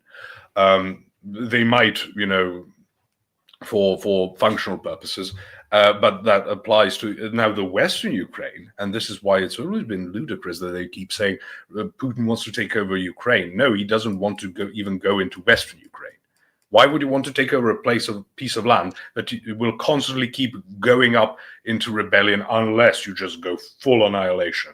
And I think that's the that. No, the way I mean, I understand why this sounds like American rhetoric, but my way of imagining this, like the way I picture Putin, like Putin is salty because the Soviet Union dissolved. Like he sees this, like he literally said it was the biggest catastrophe of the history of the world in terms of geopolitics. And you can interpret that as an intellectual point, or you can interpret that as basically, let's put it this way. Okay, you Ukrainians are actually Russians. You're not even your own thing. So why shouldn't we be part of the same like sphere of power? Why shouldn't Ukraine be part of Russia? Why shouldn't?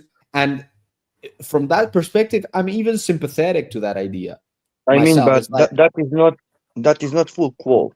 Full quote is that yes, it is biggest geopolitical catastrophe, but he said who wants to get back Soviet Union would be crazy man, basically.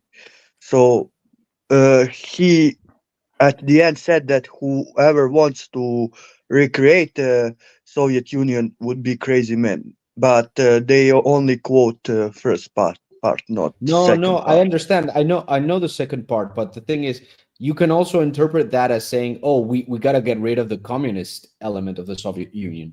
But like in terms of culture, if you look at let's say, would that be more like Tsarist Russia, like exactly. Yeah. That's the way I'm thinking about things, because I'm an Orthodox guy and I have a more imperialistic bent. It's like, why not get like an Orthodox monarchy? Let's bring back the Russian Empire. And problem with Ukrainian nukes problem is basically what happened in Yugoslavia.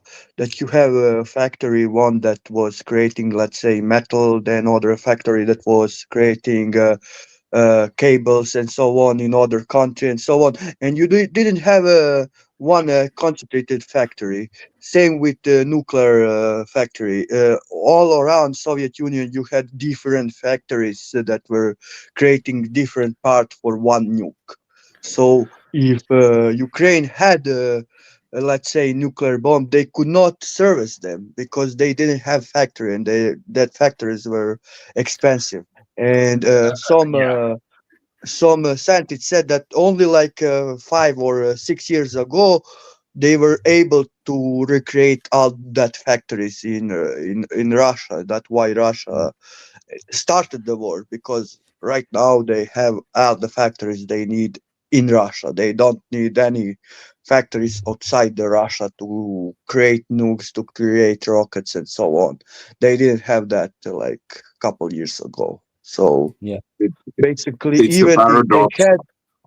if they had Yeah, nukes, the they would not paradox be of able to having do that. insane weaponry and technology obviously requires the resources to maintain said infrastructure of these things. And all of these things, I mean, anybody that has understanding of mechanical engineering, all these things need to be serviced, looked after.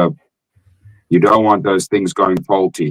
The problem we sit with our nuclear power stations, some of the old guard that actually knew how to maintain these things have gone.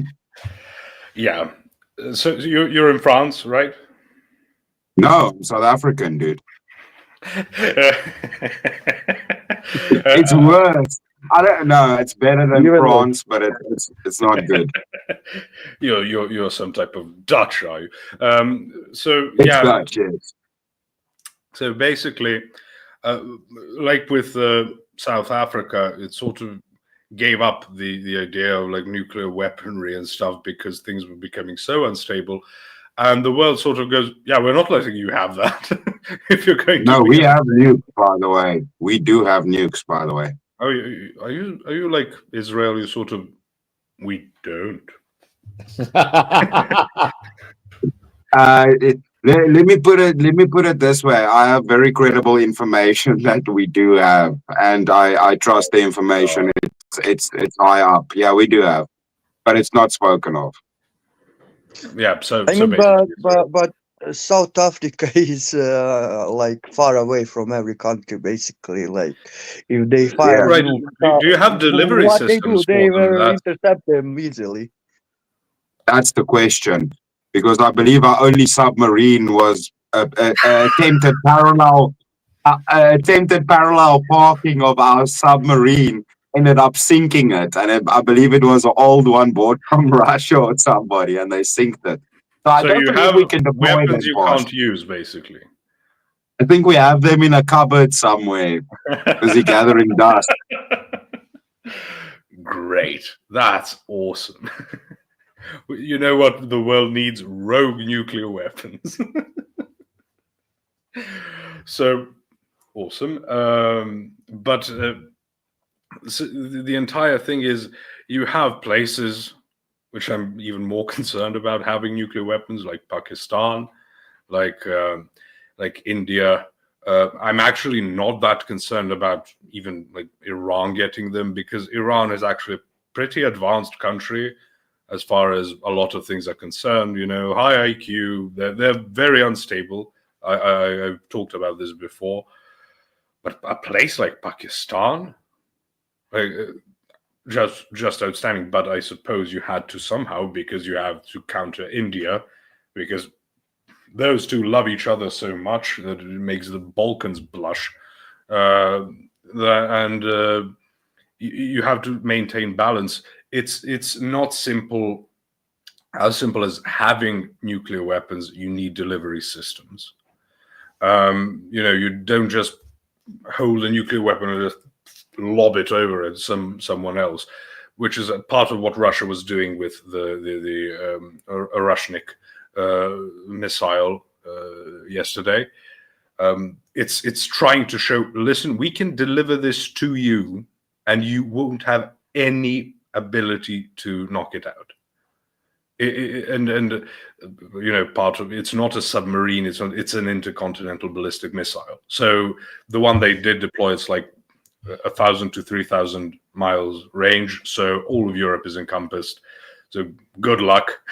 And that's the other part. You need technology, you need these people, and as Chris said, you need actually a very highly educated and competent and experienced cadre of people who are able to maintain this and operate this. And with a lot of countries, unless they're in constant state of adversity, they will allow these things to atrophy. Yes, And that's it's the issue we have, which most people don't know. It was about 40 years ago. We had highly advanced choppers that were being bought by other countries. Our tanks were used a lot. Our military was great. Our currency was rivaled the United States. So we had all of the technology, all the engineers for all of these military things that we built. But times changed. The talent left and things just sat on shelves getting old, and you lose that knowledge to maintain that infrastructure. It's similar to why the US's nuclear defense system is superior to Russia's. They were constantly able to maintain it, and that is something that does become important. The weapons don't matter if they don't work. Yeah, and you also have this integrated defense system that is still developing right now, because the war in Ukraine is the first properly modern war for our times. Yeah. The jamming technology required, the satellite coordination required to be able to react quickly. The detection systems is most important. So if you don't have that, good luck. And obviously, the US has observers in Ukraine and are trying to get as much information out of the conflict as possible. Learn from the mistakes of others rather than your own. But still, nothing anyone has, including the people who do have these supersonic missiles, can actually react to them, because the amount of time you need is ridiculously low, ridiculously high, the amount of time you need, and the amount of time you're given is ridiculously low. And that's why this is a problem Trump has. He actually pulled out of a nuclear disarmament treaty in 2017 or 18 for these short-range nuclear missiles. And the thing is that these were seen as most concerning because you had the least amount of time to react. So if you have like an hour to react, let's say, you can have some time to think. If the question is like 5 to 10 minutes. The US's time for the nuclear football deployment that the president has, I believe it's about 6 or 7 minutes is the time granted to deploy a counterstrike on detection. So you're talking about, I believe it's over in less than an hour, half an hour, all the damage is done. You have about, I believe it's between 6 and 15 minutes.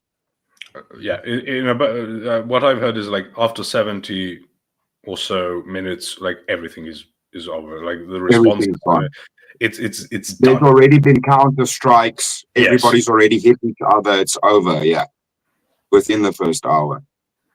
Yep. Yeah.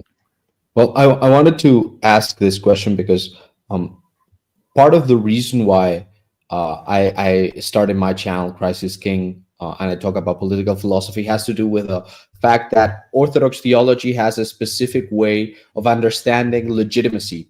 Like we can talk about like the double-headed eagle, all of that. But the thing is, like when it comes to, let's say, explaining this to people, because I think that words, we were just talking about delivery systems, like we are using technology to, let's say, send our messages, which are also weapons of war, like intellectual weapons of war, that could be information.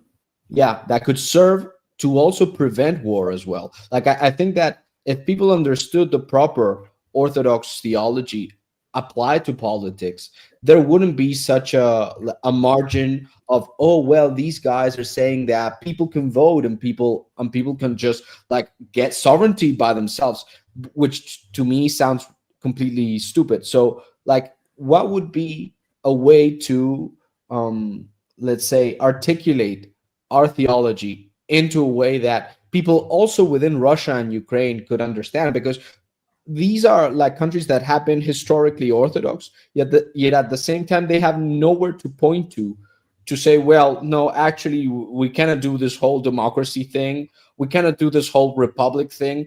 This is just as bad as communism, just as bad as fascism.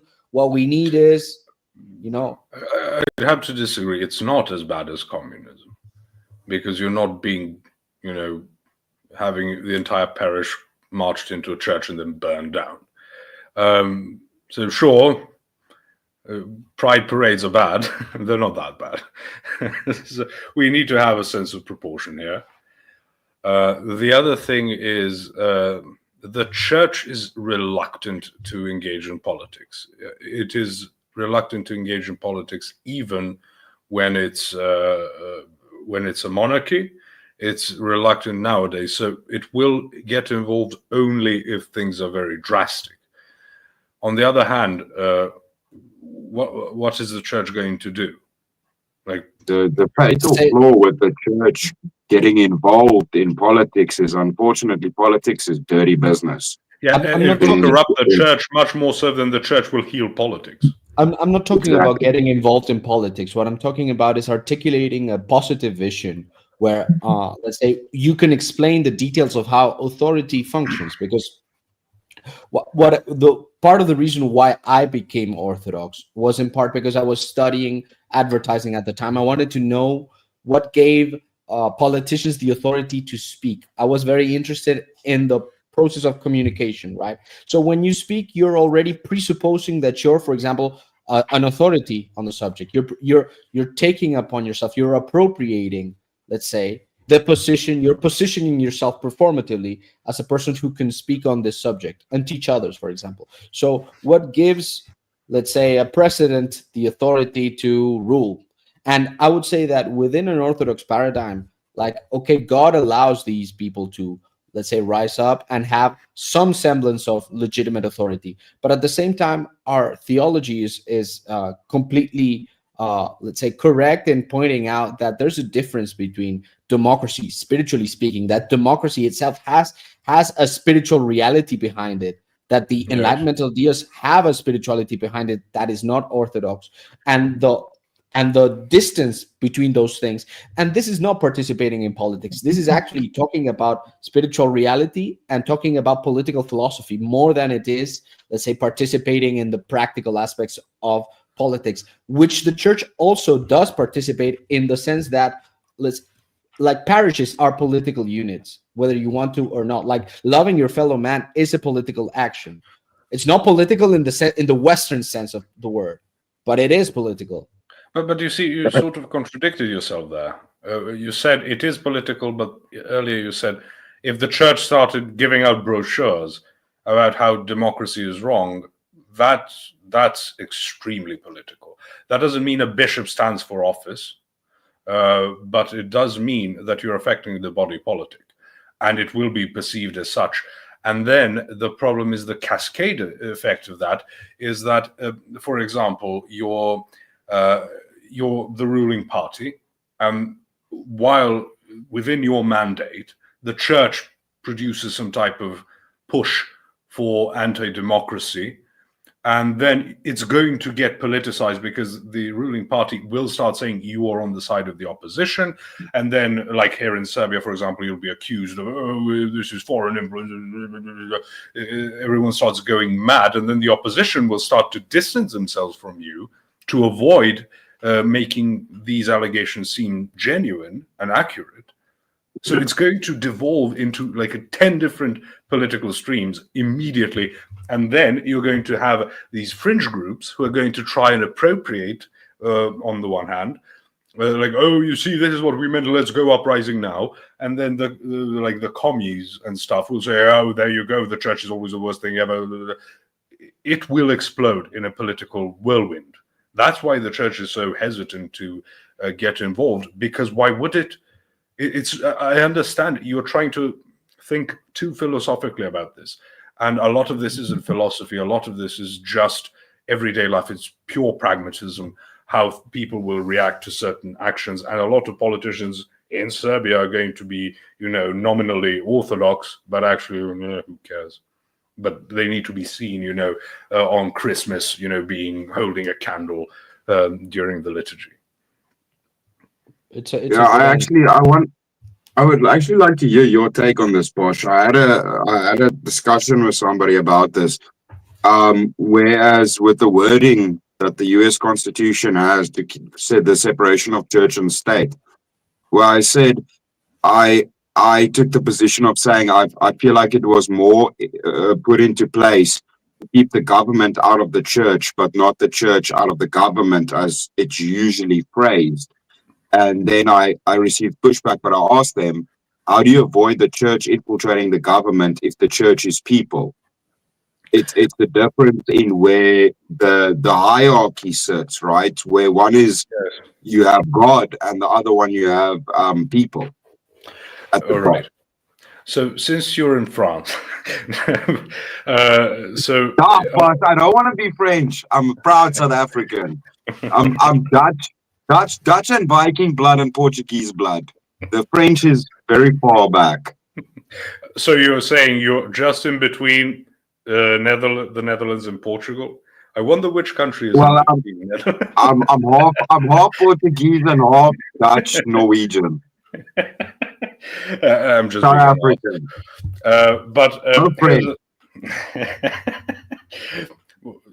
So here's the thing.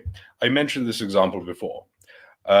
If you have, let's say, papal authority, and the popes in the Middle Ages claim to have power over the secular leaders.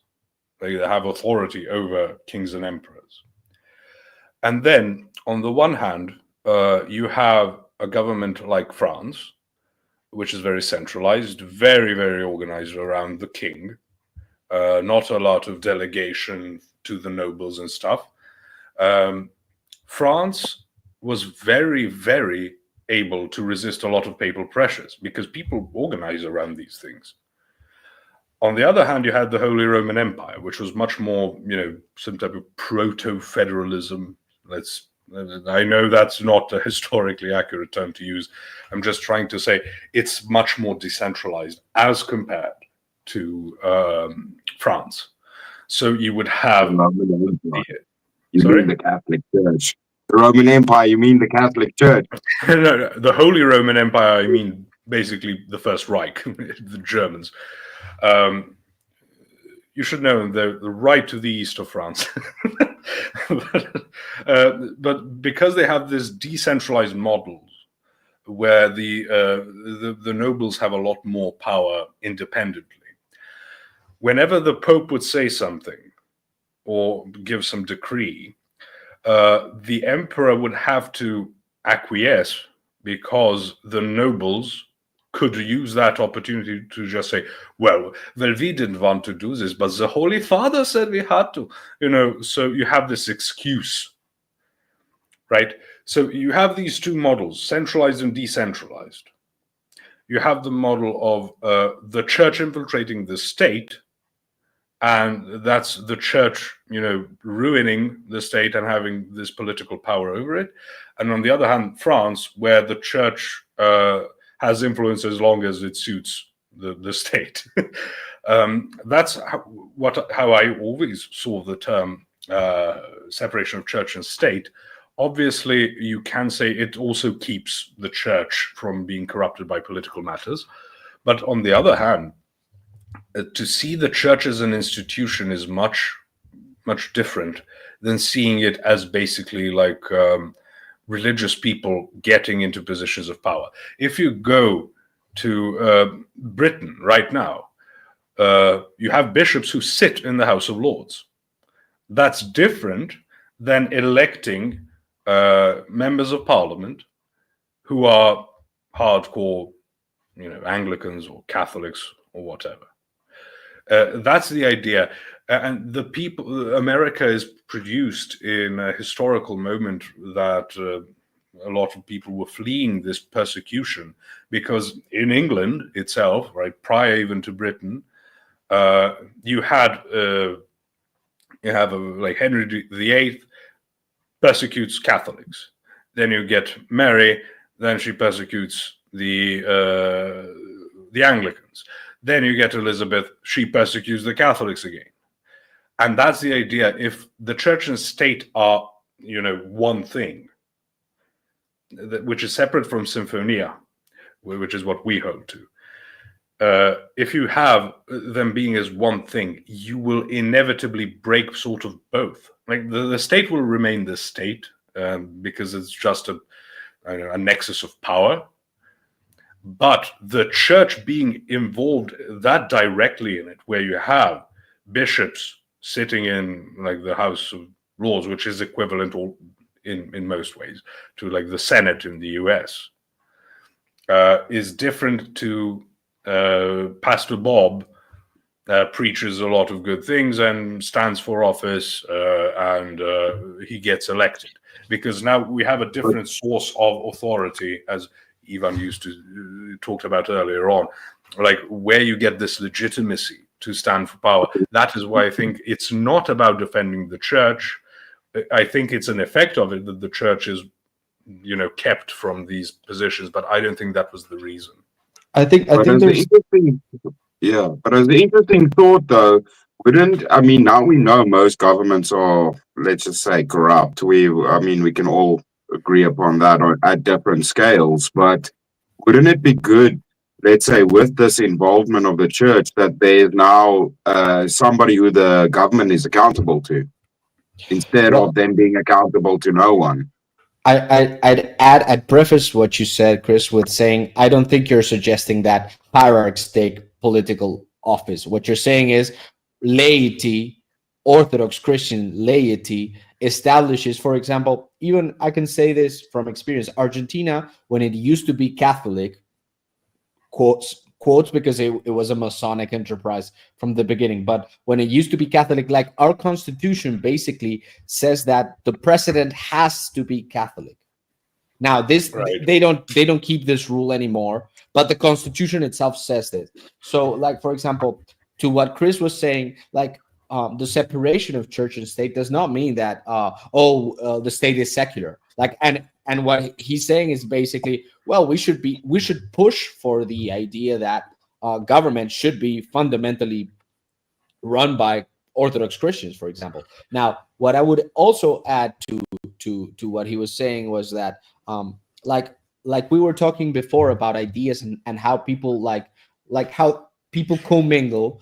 I'd say well, but you have, for example, Jim Bob, you have, for example, people like, I don't know, Andrew Wilson talking about very political philosophy oriented concepts, like, for example, his arguments, their arguments about like feminism, against feminism, like saying, well, you don't have the manpower, all of those things ultimately. And I know where they come from Carl Schmitt, who was a political philosopher right before Nazi Germany, and he was making those same criticisms to liberalism. He was basically saying, look, you liberals are liars, because he made the concept of the state of exception, which is any powerful ruler, any really powerful ruler can simply claim, no, this is an exception, we're in an exceptional period, declares martial law, and forgets about the constitution. And in the same way that currently in Argentina, like nobody cares if the president is Catholic or not. It doesn't matter what the constitution says. What matters is what the current administration believes and how it wants to implement it. So the point that I was trying to make with this, and then we can talk also about what Chris was concerned about, is that, look, you can tell me that the church doesn't want to directly involve itself, but even a parish priest is administrating, let's say, economic resources. So he is involved. Like, we cannot pretend, it's kind of Gnostic to pretend that the church is this like ethereal place where it's made up of people who are actually acting in the social sphere as well. I mean, Go ahead. I mean, we can put separation of church and state in simple term. Like me and my neighbors are separate.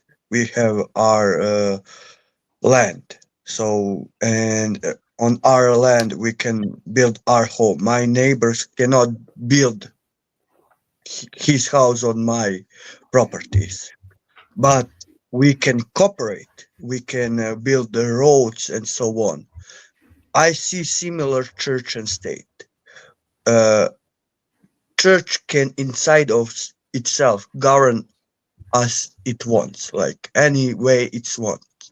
State the same, but that doesn't mean that they cannot cooperate, especially because they live in the same places, they live in the same states, so they need to cooperate. So separation of church and state is impossible. It is more like they are neighbors in one territory than being separated in the way some secular people think.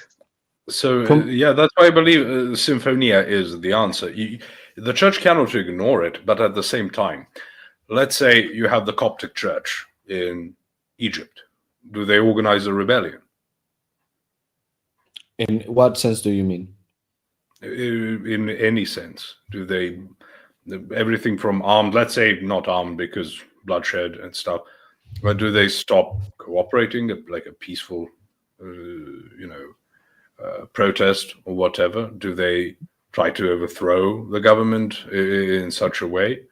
It depends. Like, it depends on your strength. Like, just like with a real politics, it's like if 60% of the population is Coptic, then you should have a Coptic government. Now you're sounding more Schmittian and trying to get the exception. I mean, that's how Muslims think, basically. We will, alhamdulillah, Muhammad would have respected all of you, right? Until you get a certain percentage of the population, then you start putting pressure, and then at a different, much higher concentration of the population, you start getting a bit more rowdy. But the problem again is the church is there to catechize and concern itself with spiritual matters before anything else. It doesn't matter if it's the most Orthodox king ever, if you get like an Alfred the Great.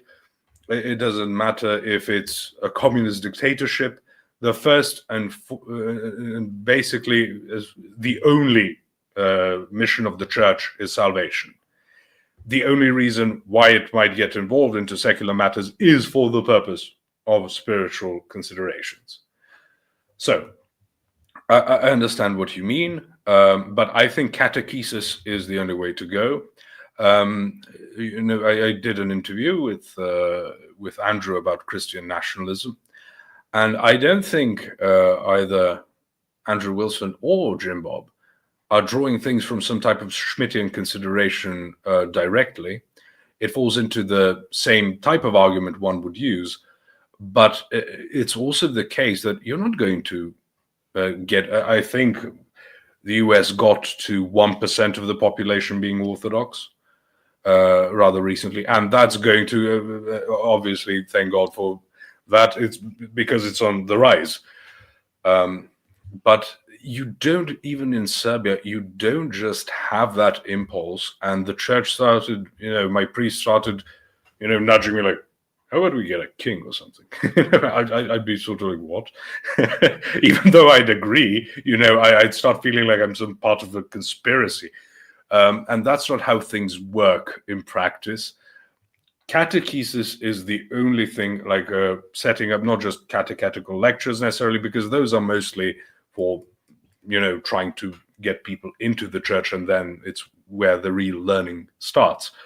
That's an intro. But I mean, teaching the populace of spiritual matters and ultimately trying to get them to understand how we see authority is going to be different, because what that type of talk is going to attract a person like you or myself who are into political matters already. Most people aren't.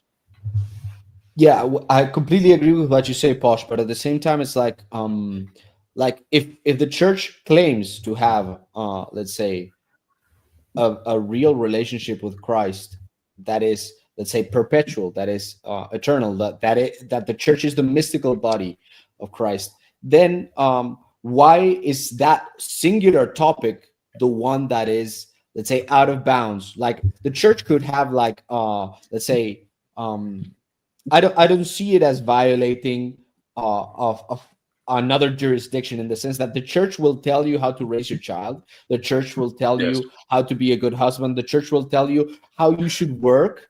But the church will also, in Serbia, will stand against pride parades. Yes. But it will not organize like a riot. It will organize what we call porodična šetnja, the family procession, and it I mean, will. Amfilohije made Yes. appeal for Serbian parliament when they signed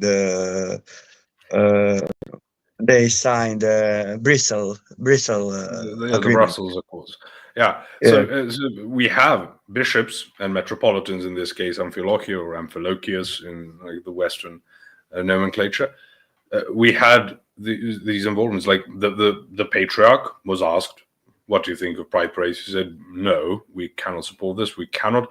The church stands firmly against calling these unions marriages, and of course the pride parades, which here are pretty timid compared to what we see in San Francisco and stuff, but it's on a basic guttural level.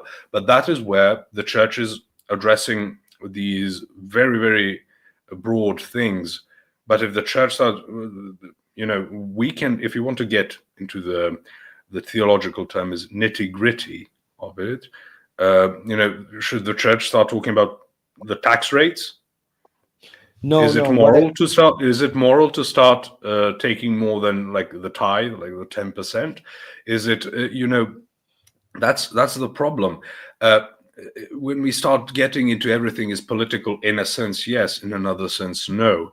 And the church will usually just do these sort of negative actions. So actions against same-sex marriage or pride parades, the actions against these things that it pushes away, sort of keeping them at bay, much more so than trying to build a political movement, because here's another practical consideration: it will be infiltrated, and the church will do nothing in the end but lose credibility for ever doing such a thing again when the time absolutely necessitates. But I'm not talking about political...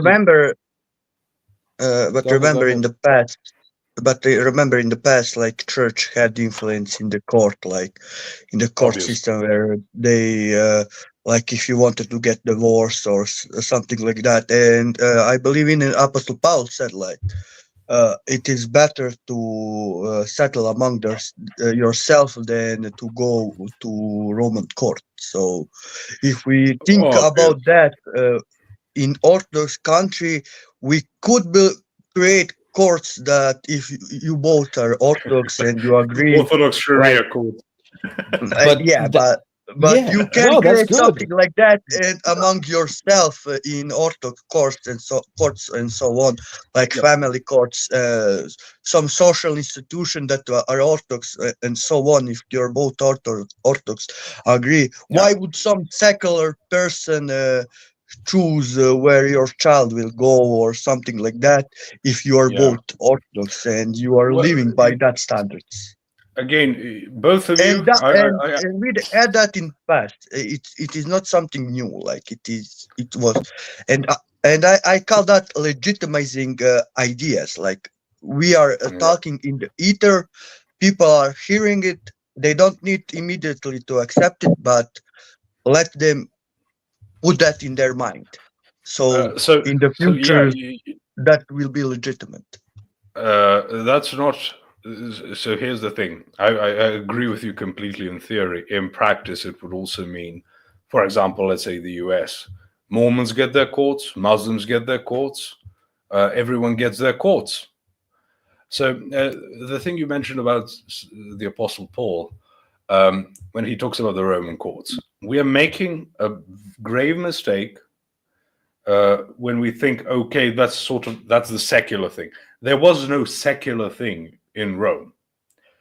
The terms like secular and sacred are sort of derived from Saint Augustine's work, The City of God, the Civitas Dei, where he makes the distinction between like church authority and like earthly authority. As far as the Romans were concerned, everything was both political and religious. So marriages were very much religious. It's very fun to read about Roman marriages, if you want to know, because you sort of have to pretend to kidnap the bride from the house so as not to offend the patron deity of her family, because it's losing a devotee. Much like their courts, much like the people we read about in the New Testament, and especially like we have the Acts of the Apostles, etc. Like a Roman officer was not like comparable to an officer in a modern military.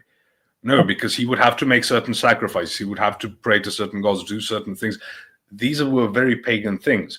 When St. Paul says about meat, eating meat, it's because the meat that you would be buying was not secular meat. It was sacrificed to some type of deity, the animal itself. A part of it was sacrificed, as in burned, and the rest is, gone to processing or sales. So that's why you shouldn't engage in eating it. So it's like saying, oh no, I should only buy like meat that my priest has slaughtered. No, obviously, we all agree on that, Posh. But is that any different from like when you have to swear by the gay pride flag? Like, and let me finish this idea, because it's like I think that I think it's part of a dialectic that we have after modernity to start talking about like religious and secular, in the sense of like in the way that you describe. Of course, Saint Augustine is way earlier than that, but the idea that there is such a thing as secular is something that I would have to seriously contest, because I think that the Romans had it right. Like their law being, let's say, secular and religious at the same time is the way that we should be thinking about life. And how you started this is sort of the answer you've given. The separation of religiosity and ideology is just illusionary. Yeah. The only difference being how much you abstract out your deity. So Yeah. I've spoken about this before, and I stick to it. There's no such thing as, oh, money is my idol. So if you love money, it's idolatry. It's not technically idolatry. That's what I'm sticking to. But it kind of is in practice. In practice, what you're doing is you're orienting your life towards something that isn't God. Now, is it better than literally worshipping a demon? Kind of, but not by much. Sorry? Isn't the description usually to create an idol or to have a representation? Yes. As money wouldn't exactly, yes, like a statue. Money wouldn't exactly fit into that category. No, money would be means to an end, which sort of an idol is. So you build an idol, you indwell it with that entity you're worshipping, and you start negotiating. Or like an altar. Or like an altar, or Well, the altar means table, and it's what's before the idol. And in the temple in Jerusalem, which was basically organized like a Phoenician temple, and God's not too keen. I keep mentioning this. God's not too keen on the temple. He preferred the tabernacle. He preferred the tent. But this applies to the tent as well. Whereas how temples were organized worldwide, you have the altar place is you would have the idol and the altar table in front of it. And in the temple in Jerusalem, where the idol was, there was nothing. And when you have Pompey going into the temple, which was far from allowed, the least allowed thing ever for even Israelites, let alone a pagan. But as I say, try defying Roman orders, see how that works out for you. And he goes into the altar and he sees no idol. And he's like, oh, and he is fascinated and calls the worship of the Jews sola mentis, which means by mind alone. Because he thought, whoa, isn't like our way so primitive? Look at these guys, how cool that is. And the Romans were fascinated by old religions. You know, like New Ageism and Neo-paganism aren't new. They're just new iterations of the same thing. Nothing new under the sun. But, you know, that's why you had a lot of Roman patrons for synagogues. And, you know, you have those inscriptions and bricks and stuff. You will see a lot of pagan Roman names. It's not because they converted, it's because they were like, whoa, that's a very cool thing, sort of a new agey thing to do. So I'm sorry to mention this. Mark for $10. Thank you, Mark. I don't give a damn. I don't know why he spells damn with an F. Chris Lestrange, that moustache is sacrilegious. If you're going to go Monopoly Man, go all the way. How dare you disrespect his most sacred feature with your pagan-like hair and garb? Gosh, may I respond? How is long hair pagan? I've seen Orthodox priests with long hair, and let's just take it back to, I believe Jesus had long hair, friend. And how do I have pagan garb when I'm wearing a cross and it's my work shirt? What do you want from me? I have a day job, sir. I mean, you can say that you're Samson and that you're not cutting your hair because You're a Nazarite, you're basically. worshiping God. And the mustache is because gosh, your mustache gets in everything. I have a big mustache, but it doesn't touch my face. I can wipe my mouth and be clean and not have, but I still have a giant mustache. It's The last thing functional. you can accuse me of is having a big moustache. No, but if you have it to that length, it just touches everything and it goes in your mouth. So I Like find a this beer. works well. Hair all over the place. Yeah. It's not style, it's function. Exactly. Wherever you are. Yeah, well, I would say, Posh, I would definitely grow my mustache to that length, but it's so uncomfortable to eat, man. To eat and to Yes. like, I drink a lot of milk, and it's like to have like, no, it's disgusting. and any friend can take pictures and then blackmail you. No, but that's why I do it, because if I don't have it like this, then it's about there. So I can eat my mustache if I don't do I it. mean, I just cut it like here, like when I feel that they are See, touching lips. I just I cut it. tell everybody that's cheating. If it doesn't go all the way, you're not allowed to do the curls. If you have it shaved here and you just curl the sides, that's pretentious. That's pretentious because then it's not functional. I mean, I don't have best mustache. Like my beard is okay, but my mustache, like if I let it, Good. For all the veterans of Jim Bob's channel, you look like a non-evil Casimir. So my brother, I complain about him because he stole all. He's the older brother, and he stole all the facial hair genetics from me. But I've got a deeper voice, so I win. Or that's at least what I tell myself. The voice is worth more. Yeah, I mean, it depends. If you're Sima monk that doesn't speak, like, you don't need one. Yeah. There you go. So the only condition for me to win is not to achieve the level of a schema monk.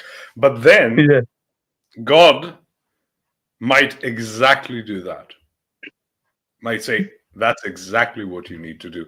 He's given me sort of like when you have good looks, and none of us here do. I went Samson option here just to call of us. But if you're given good looks, that doesn't mean you should use it for some nefarious purposes, and might be the exact thing God might want of you is to go be a monastic. Yeah. So much like I might have a vow of silence and become a schema monk, but I'd get the most epic robes ever. So I just wouldn't care. Posh, how Yep. old are you, man? 30. 30, my age as well. So yeah, you look way younger, by the way. So kudos to you. That's Thank well you. done. I still am surprised by the people that are older than me, like It Chase is- older than me. You made it weird now because now am I the oldest one here? You both made it weird now. How old old are are you, you? Chris? It's 34. 34. You don't look it either, mate. That's good. Okay, and Georgia. I mean, 28. Okay, so, ooh, look at the baby.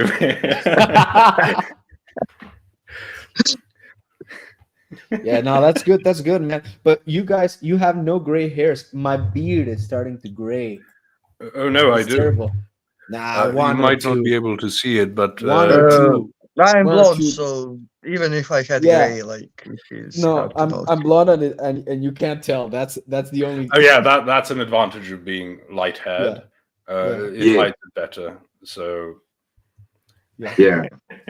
But Yeah. my I beard wear I it is want to with like the see gray suit. part. couple of colors. I want to see like, Posh the gray. it is not uniform in color. Yeah, yeah. I could Yeah. have an entirely grey beard and no one would know, including myself. So So you can claim to have a gray beard. You just don't need to Yeah. prove And I have anything the to voice, anyone. so I can say I'm like the greybeards from Skyrim. yeah. Just shout from a mountaintop until someone beats me up. I mean, Then you summon you have a dude in One Piece that is called Whitebeard, but he only have a mustache. He doesn't have a white beard, like literally. There you go. There you go. Playing mind tricks. So Dude, can we- Because start- Japanese people don't have a word for mustache. They use same word for oh, beard. like and facial mustache. hair. Yes, so Yeah. when they translate it, they didn't translate it to white mustache, but white beard. So that I mean, is so. they just bring in foreign words. So Chris, since you're French, you Oh, might. wow. You're gonna start rumors, Posh. You're gonna start rumors. The only reason for it before seeing the moustache was la strange, but actually it wouldn't be strange in French, just to be clear. Like it would be étrange. Yeah. So I know because when I studied French, we spent like 3 months doing all manner of analyses, like for like basic things, like function of words within sentences and stuff. On l'étranger, like The Stranger by Albert Camus. I was like, God, I hate this man more than anything in my entire life. And then someone praises him, and I'm like, I hope the most evil of things befall you. so I'm But if you know traumatized. French, you're probably good with Latin as well then. Me? Yes. Or not. Yeah, I plan on Latin lessons, but which have been delayed by me starting this like school for pharmacy. I probably will get that in before I finish the school, but Latin. I had Latin for 2 years in high school and for 1 year when I was studying French. But I had French since like 5th grade of primary school. So, and then for 4 years in primary school, 4 years in high school, and then studied it for 2 Wow. years. So, and it's a type of language that tries to make sure you can never bloody learn it. The French. Never mind. I won't get into rants. Yeah. I mean, Half I past mean, one. Don't do it. Don't do it. I mean, we Serbian by default speak 5 languages. So Yeah. We So by default Georgia here speak. will know. Like in Serbian, the easiest thing to learn to do is to read. Like Yes. his name will seem like, oh no, how can I read that? I promise people in like 4 hours I can teach you how to read Serbian in a basic way. So no Yeah. exact like phonetics, but in the most basic of senses. Now, grammar-wise, like 1 month in, you will want to kill me. But that's true for basically all Slavic languages. But it's easy to learn to read. And then the first foreign language I ever had in school was English. And it's like, is this a joke? Like, like every spelling is like a vague suggestion of how you should pronounce things. Yes. No, but, And what more? And what more? Because I studied Church Slavonic, like Church Slavonic. Oh, is I kind of know. Serbian, Yeah. like it Yeah, have well- like But- like you have in most languages words for one thing and for many things. But in Church Slavonic, you have word for one thing, for two things, and for many things. Yeah. Like You and have two plurals. yes, two Wow. plurals. Like plurals for two interesting. things and for all the rest. Yep. yeah, My only other language I know very well is Afrikaans, which is quite useless compared to French and Spanish and all of these languages. But I can understand Dutch, German, all of these other. I can understand them because of Afrikaans it. is basically like a modified Dutch. What I've heard from the Dutch, and all of you Dutch can suck it because I've heard it from multiple ones, is ours is the slang version of Dutch that sounds better because it's not as pretentious and You're like wordy. the Australia of Britain. Yeah, That sort of the thing. Have you noticed, like is part of it's a penal colony, Australia? Like, yeah, but yeah. No, that's not the same thing as like the Dutch in South Africa. No, I'm thinking, what was it? Was it like a punishment in Britain? Like all the good-looking women were sent over there because there's none of them in Britain, and there's a lot of them in Australia. So I was thinking, was it like a punishable offense to be good-looking as a woman? it possibly they were witches, so they were shipped out to Australia. There you go. Oh no, she bewitched my husband. Yes, temptresses. Oh no, actually, the husband would say she bewitched me, and not just like, oh, she's pretty fit. Controversial opinion. I think that Brits, it's not that they're ugly, it's that their weather destroys them. Their way of life destroys them. Oh, you think that? Too much rain. Yeah, too much rain, meaning no sun, and too much alcohol, and like it's like they have like this pinkish hue, and they get. But the Irish are worse in all of those. More rain and more alcohol. But then not. That is a fair counter, Ivan. Or Ivan. I yield. I'm just thinking about it. Like, I don't know about the Welsh and the Scots, but like specifically like the English, it's like a trope in Europe, in continental Europe. Like, it sounds like the English are just cursed or something. I don't know. I mean, Yeah, and German women, basically. Because what is strange is you mentioned it, Posh, earlier with the Anglicans getting chased out by the Queen. I know from my church history that it comes from the Anglicans. So we were part of those that ended up leaving and came here and didn't want to go back. So in a way, we're similar to Australia, but we were just not criminals. We just fled. Okay, you're refugees. But Yeah. I just, And our women are also. I just checked, like in Australia, numbers of homicides per 100,000 is 0.86, and in UK is 1.3. So right now they have more felons in UK than Australia. So Well, they imported a lot of those, so we can't say that's the fault of the improper prosecution when they were sending people to Australia. Also, I wanted to say, you mentioned Germans. The thing is, so when you talk to Americans, they think of Germans as basically the Bavarians. Yes. That's their idea of the Germans, like the Lederhosen and stuff. And they're all happy eating sausages and the Oompa music.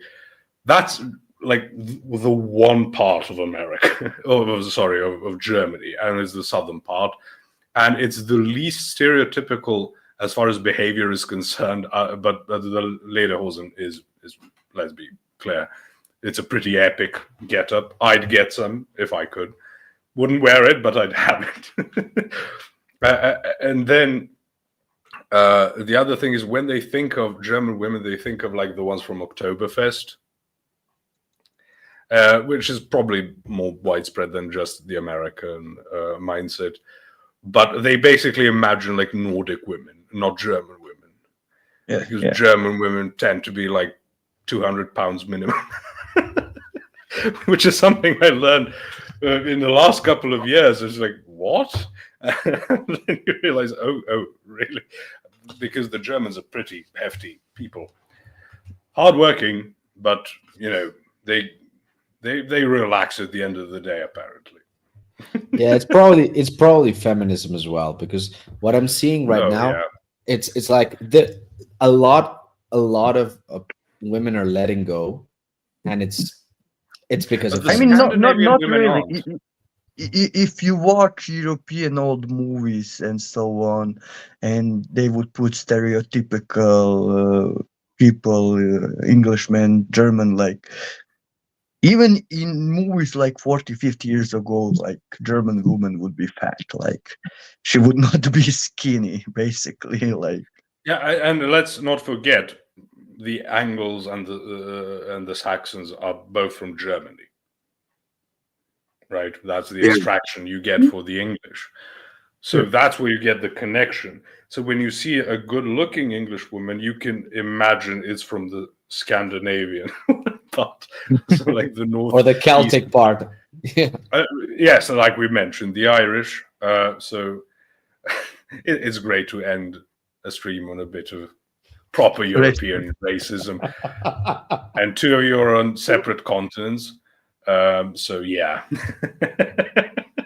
I mean, but at the beginning you were speaking about Serbia like being good in basketball.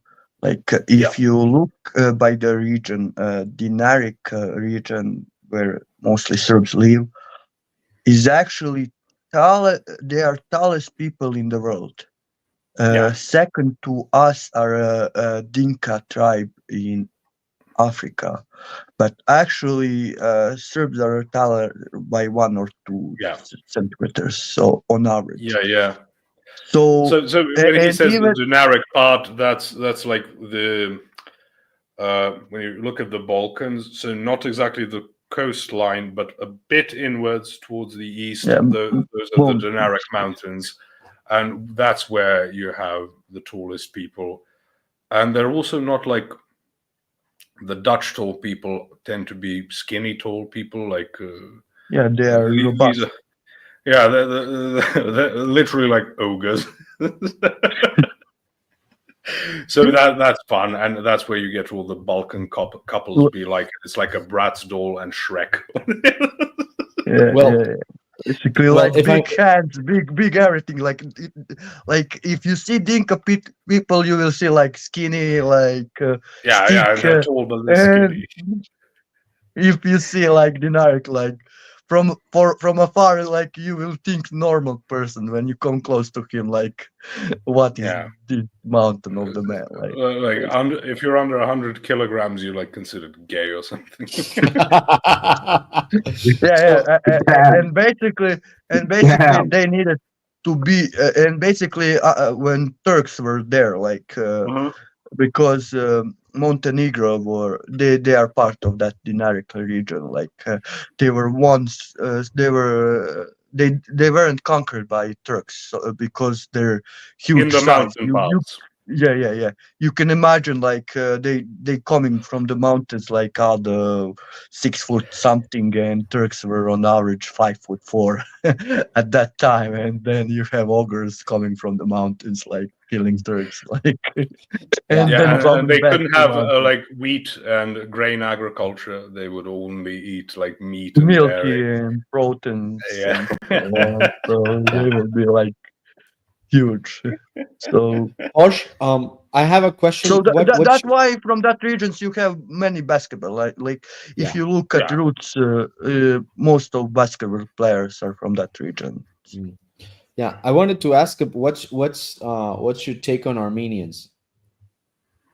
Like the sect or the people in The people, Armenia? the peoples. I don't know. I like them. Pretty hardy people. I know the diaspora is sort of going the way of a different diaspora, and they get a lot of influence. But I'm obviously going to be against the not for the church itself being heterodox and everything.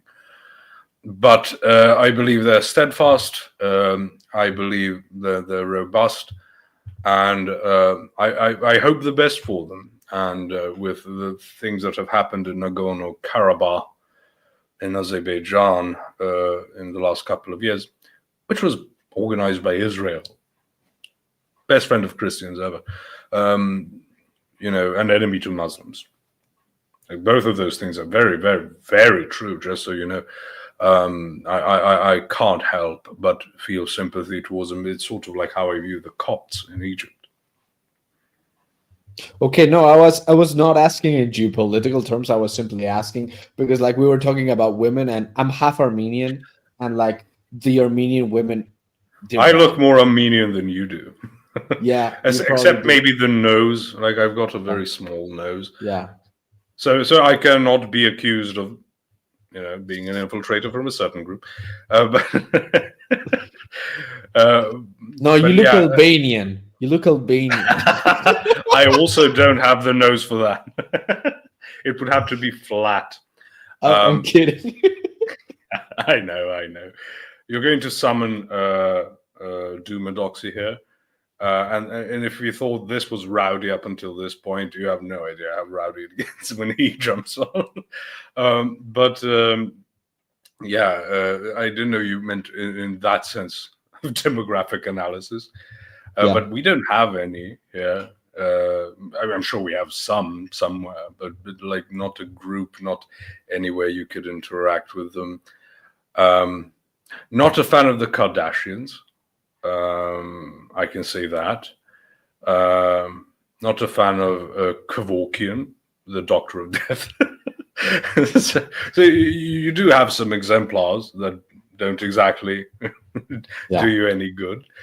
But I'll have to go to the bathroom. It's getting quite urgent. Don't say too many slurs while I'm gone. I'm leaving. I'm leaving Chris Lestrange in charge because the French know how to take care of things. Okay, Chris, you're muted, man. All right, there we go. Great start. I'm doing a Teriak version. No, but I see the chat called me out. Ek spreek nie Duits. Ek praat Afrikaans, my bra. Ons is Afrikaans. Ons nie hier rond met Duits nie. So yeah, there you go. They challenging me. So, but Kardashians are Armenian, so yeah, the Kardashians are Armenian. Like even if they were Serbian, we would say they were Croatian. Basically, we would not accept them. No, they're Georgian. They're Georgian. They're not Armenian. Yeah. So I feel snubbed because like I wish it would be so much better to be Georgian than to be Armenian right now, to be honest. But because like they are also Careful. No, I'm kidding. I'm kidding. Yeah, they're Orthodox. Of course. Yeah. But I was speaking with some Georgian, and he was claiming like they were oldest people on the planet, and that they are all agree that all Christianity comes from them. That they were actually ones that first accepted Christianity, and so on. Like they can go in like. How did they get to that take? I don't know. Armenians are super proud. They're literally the first kingdom to accept Christianity yes. as a state Yeah. religion, but the thing Before is, Roman they didn't Empire. they didn't accept the Chalcedonian like council. So like that's the Well, problem. On some of the oldest churches in Armenia as well, like Oh, if you want to get black-pilled, look up how many churches were destroyed in Georgia and Armenia during the Soviet Union. don't Because say that part. it will annihilate your will to live, and that's your problem for having a will to live. We Serbs don't have that problem. Yeah, no, I can tell Who are because you talking all- to? Nobody here is American. All of us sitting here, no, our countries can go to shit any second. no, but it's different. I understand, Posh, because I have a friend who's also got a lot of Slav blood, and when we go out drinking, he drinks like he's gonna die tomorrow. You know, it's like he keep like I try to keep up with him, and the thing is like, dude's not planning for tomorrow. Like there is no tomorrow. This is the only thing you get, and It's yeah, like the Scots, actually, if you want a more familiar comparison, or the Irish. It's sort of like you're always expecting to say, so might as well. It also Yeah. helps war. You don't get all too timid here. Let's get him. I mean, but if we want to be real, like even among the Slavs, you have different, like Now Russians you have the are like Slovenians who hard. are gay. Yeah, but see, this is what people in the Western countries like, especially not to call it out, but with America as well. It's that same thing when they say, like all white people, and they don't realize. Just go to Europe, and you'll see they're all different. No, it's Yeah. not one thing. And I said that, like, I talked about like people who in America who see Latinos as a group. Like, sure, Yeah, it is a group. It's a designator, but the predictive powers of behavior prognosis are not great. No, And but it's such a broad spectrum, especially down South America. I mean, oh yeah, I mean, but in America is strange because like 100 years ago, 120 years ago, they seen Serb, Irish, and Italians as black. Like they didn't see us the term is as swarthy. It's sort of like dirty. They're not exactly white, but they actually saw the Scandinavians as that. They saw the Scandinavians as not white, not properly white. So, including us here and the Russians and the French, you have a map which is basically you've got like Britain and certain parts of Germany, and those are the white people, and the rest are swarthy, the rest of Europe, and then outside of that, up until the 90s, half of trend, my family was also not white. If you were Portuguese, Italian, oh yeah, Spanish, I see. no white, you're not white. so if Ridiculous. America continue that trend, then even in 100 years, black people in Africa will be white. To them. Oh God! And start eating deviled eggs. Put mayonnaise on everything. REM. Oh God, no. Hey, REM is good, but REM is decent. REM is decent. Acceptable. But Greeks were similar. Like they called themselves in the past, like 2000 years in time of Plato and so on. They called themselves white, but the northern people they called blonde, and southern people like from Egypt and so on they called black. So even term Yeah, it's white. always funny when they say like, how are you not black if you're from Africa? And I always love to ask people, that Egypt's in Africa. But they claim that in Egypt there were mostly black people, like 100%. Then Arabs came and conquered Egypt, and that's then what I they wanted to say. It depends on who's asking, because you will have some alternative history from our father Yaqub. So we were all black, but we're deformed now by experiments, and that's why we can't have magic sun powers. I mean, What, have you been on TikTok too much? What's going on? Oh no, I haven't. I actually have never been on TikTok. But you don't know, Serbia is very, very conspiracy theory oriented. Like about anything you can imagine, and you wouldn't even know where to start when you hear these things. And it's usually like someone drunk telling you, you know what's actually happening, and you can't prepare yourself for what's coming. Like, In it doesn't Serbia- matter how many exposures you have. In Serbia, we have saying like Serbs than amoebas. Yeah, we pre-exist amoebas. Yeah. In the Serbia- environment. Nice. That's a good one. That's a good one. There's like a joke book that was written about this mindset called Adam Before and After Serbs. Yeah.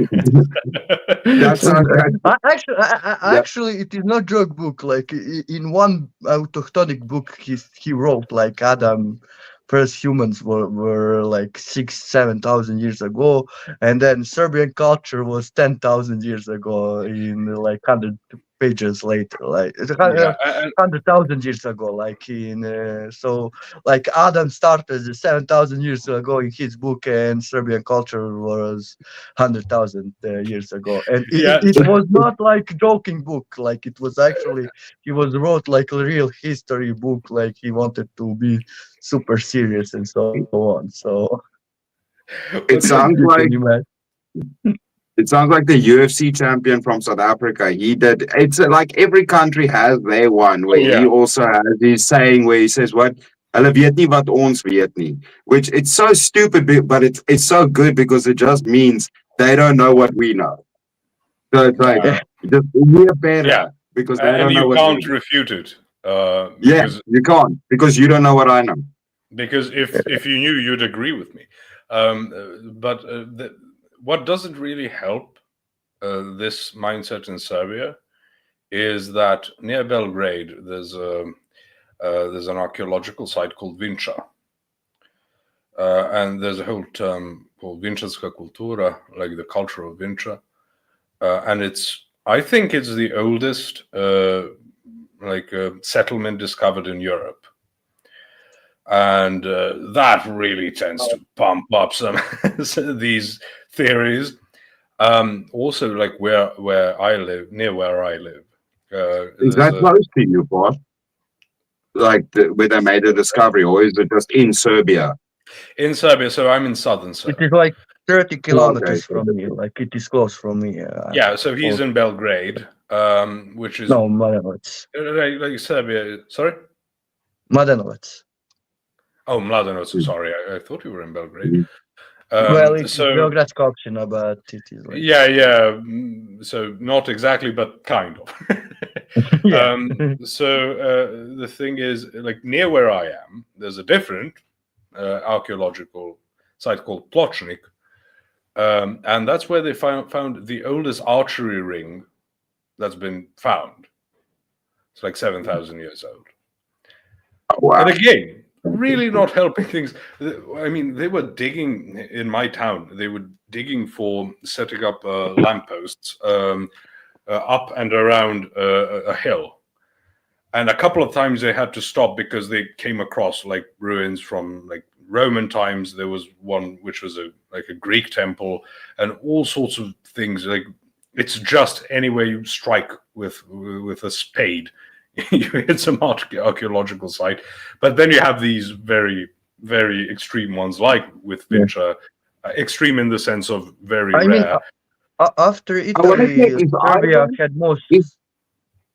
Is Ivan from Argentina or is he from Spain? Are you in Spain or are you in Argentina? I'm originally from Argentina, but I live in Spain. So I have an Argentinian accent. I have like all of the Argentinian mannerisms, but I'm currently living in Spain because I wanted to escape South America. He voted for Milei and then ran. Yeah. No, because now I was just like, okay, now you kind of know where everybody's actually at because it can sometimes be vague, right? Yeah. Funnily enough, we're basically all in the same time zone. Yeah, like 1 hour. Yes, all of us, yeah.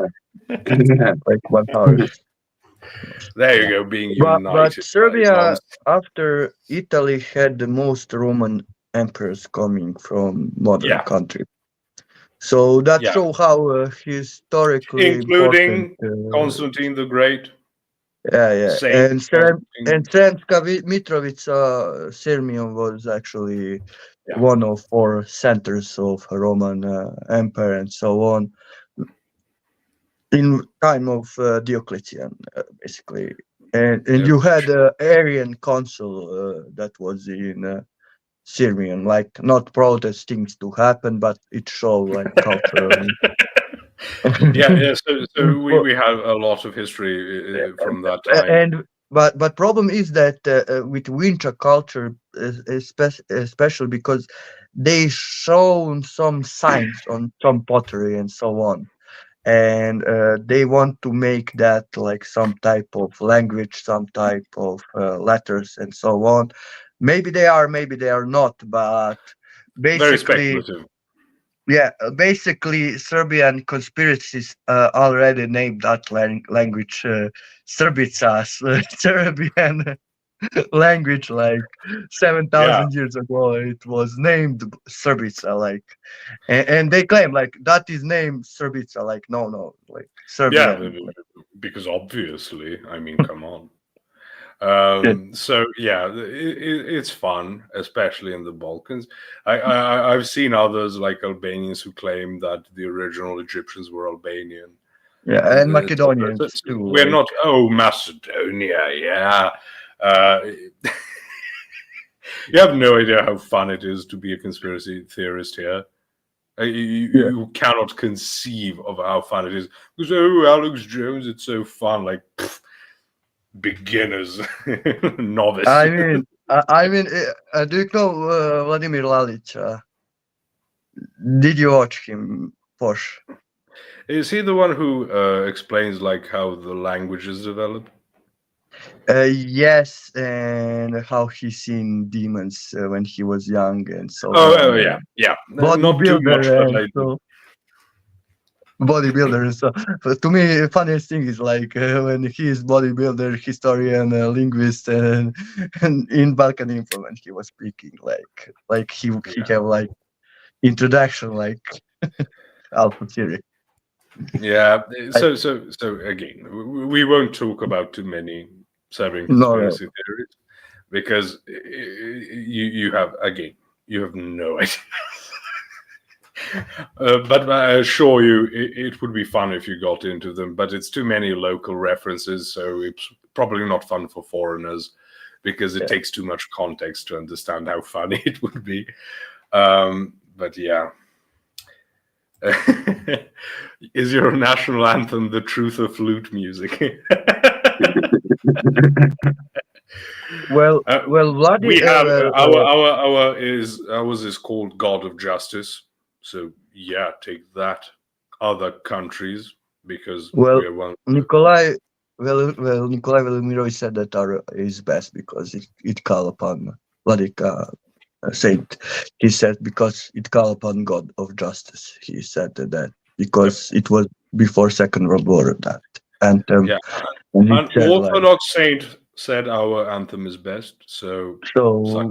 No debate, no debate, no debate. which is how exactly how he would have wanted us to behave. To tell other people to say. Yeah. So, you Posh, I don't know when you want to land the stream, but like I wanted to Rather like, soon.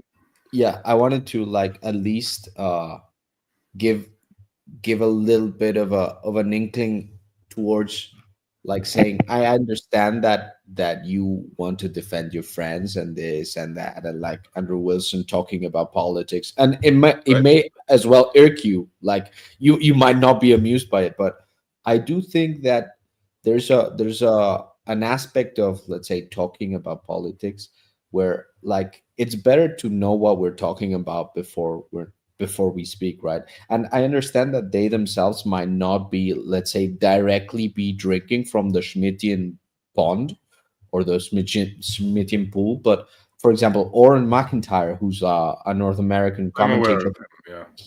he does, like he does. So, and Yeah. I'm not a man to witch hunt, like, oh, you read this guy. No, I read him as well, and I think it's interesting, and I think it's worthwhile to like take what is useful. But I also do think that, like, the problem with arguing from a realpolitik perspective is that eventually it will come a point where, like, the orthodox position and the realpolitik position, they don't actually mesh. And in that sense, I'd say that I think a lot would be spared, not if the church, because the church does not speak as the church without councils, but I think we would be better served if lay people who dedicated themselves to political philosophy, to those kinds of things, articulated positive visions that are like completely Christian. And in that sense, I wouldn't say, I don't think that one leads to, oh, you have to vote for this guy, or you have to fight in this militia, or that you need to prop up a king, but rather to explain to people the way Orthodox people believe society works. Because modernity, to me, at least from my perspective, is already very alienated and post-enlightenment. So we start from the presupposition of individuals, when ancient cultures, and especially Orthodox cultures, don't see individuals, they see persons, and they see persons within nested within societies. And I think that my personal fear, and I go to a Russian parish filled with Russian people and Ukrainian people, like, the new generations, they don't know how to see the world that way. And I'm scared. I'm afraid that the new generations will become modern simply because of Yeah. the cultural waters they're swimming in. So here's the thing. It's not just about me considering, like, Andrew a friend.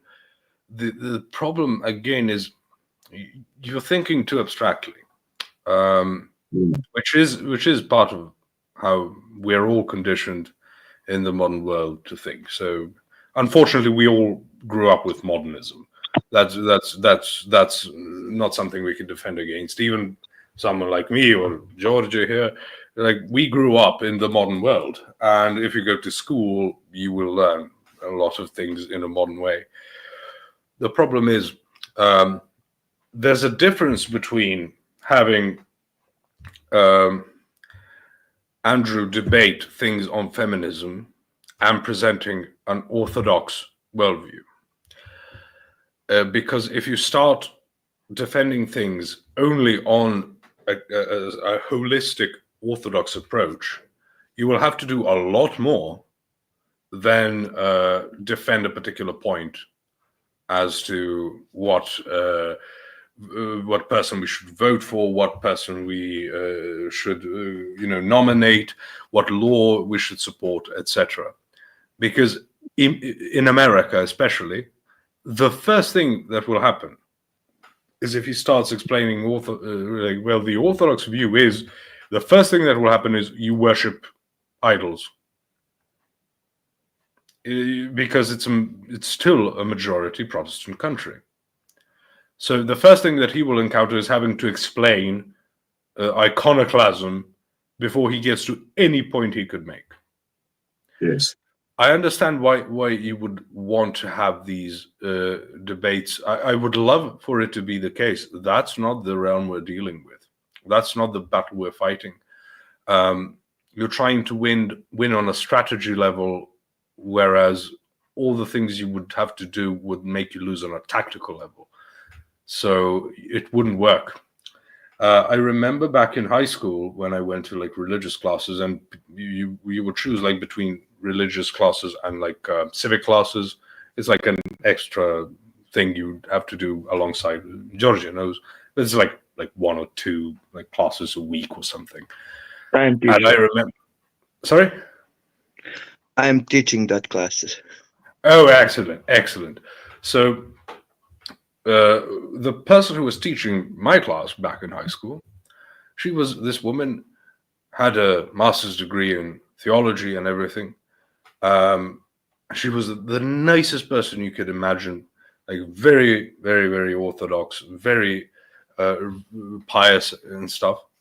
But then we had people would just choose whichever, if they're not interested in either. And there were people interested in religious classes. No one was interested in civics classes, but they saw, like, the religious one is more fun or whatever. You had to choose one, so, like, it's not like a choice. whether you have them or not. It's which one will you take.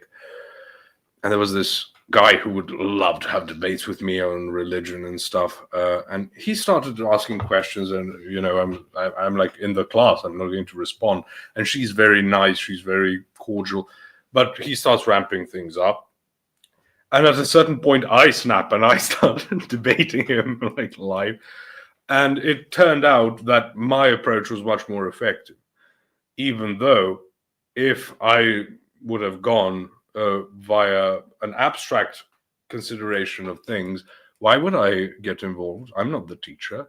I'm not one with authority to do anything. So I understand your concerns, but things are won on a tactical level before they're won on a strategic level. You can't have Andrew go on whatever and start doing catechesis. Yeah. It's not going to happen.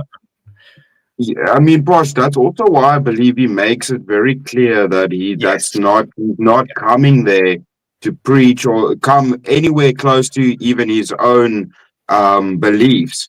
He usually tries to stay, keep his argument secular in that sense. He never really brings religion in. Otherwise, if only when the other person brings it up would he engage in anything.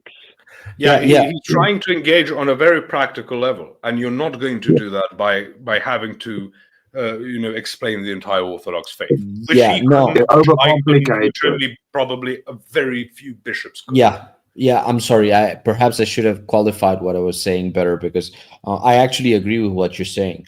In fact, the attack pattern that I use is exactly that. But the thing is, like, for example, if you look at the last conversation that I had on Jim Bob's stream with, we were talking with a flow state. I'm actually not trying to use logic and reasoning to win. I'm not even trying to win debates, like, because I don't, and I get that you have to adjust what you're saying to the person that you're talking to. And I agree with the whole tactical thing.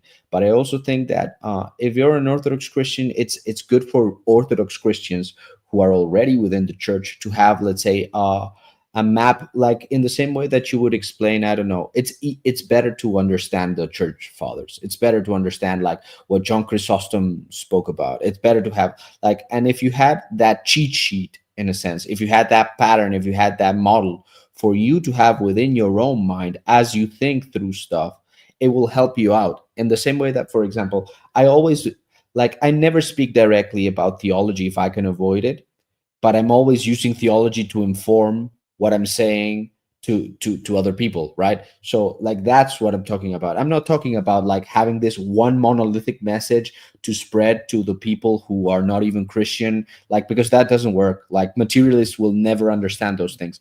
Exactly, but also it will quickly devolve into that.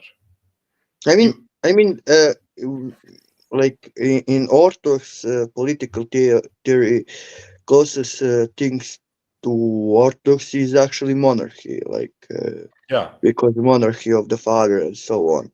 But even monarchies in Serbia, they would not say like, we want monarchy where king have a lot of authority. No, they will say we want parliamentary monarchy, like symbolic king and so on. Like, and that is not Orthodox monarchy. That is type of English monarchy or something like that. Orthodox monarchy is where a king have a lot of authority, like much more than even what absolute people monarchy, basically. think. Yeah, basically absolute monarchy. And even Orthodox today, they when they think about monarchy, they think about England type. No.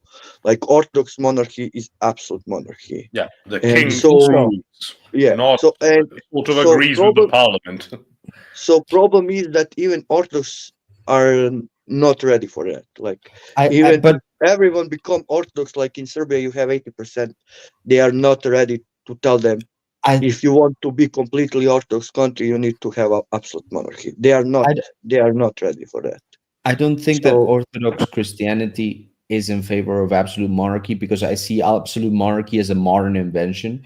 Like, there's a difference the way I see it in terms of like traditional monarchy and absolute monarchy, in the sense that traditional monarchy has a model which is subsidiarity, which is basically, of course, the king is the ultimate authority, but the king, while he is the origin of all the rules, of all legislation, of all, let's say, of justice itself, the king does not oversee everything.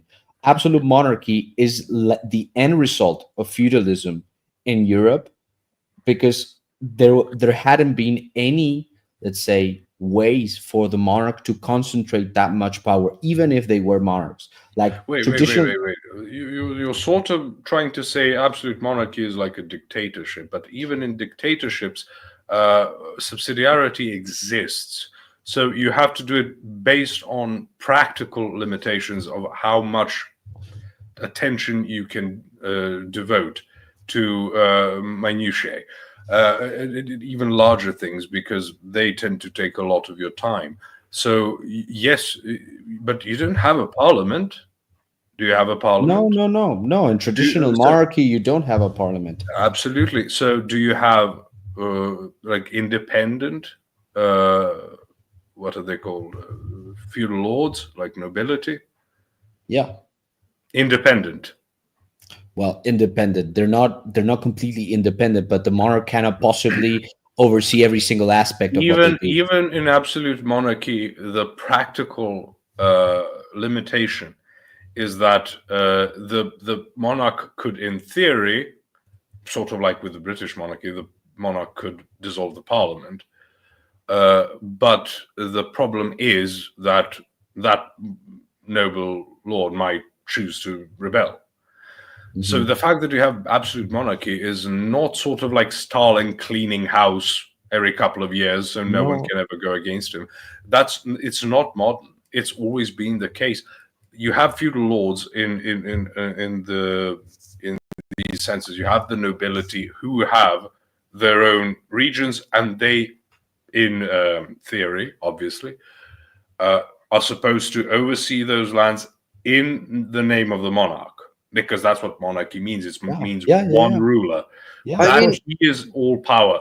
And the fact is, if you're going to distinguish, you're going to either have to go into legalism as far as subsidiarity is concerned, which would be far more modern than what we're talking about, or it's going to be a practical thing where, okay, this family has ruled this patch of the kingdom for... Monarchy is essentially inheritance. Yes. From whoever was winning. Basically, we would say that it is God blessed because they have power, not because they have some legalistic route by which the noble lord will have like a cabinet position, basically, within the king's court. Like the king decides those things, and as I said, in theory, the king can command everything. He can command a noble lord to abandon his position, but he will not do so for practical considerations. So that is how things play out organically, actually, not in a legalistic manner. If we think about it, like, can just say no to a monarch, then it's not a monarchy. If we think about it, best comparison between a monarch and, let's say, noble is between bishop and priest. So yes, bishop is giving parish to the priest, and priest have basically all the rights on that parish that bishop have.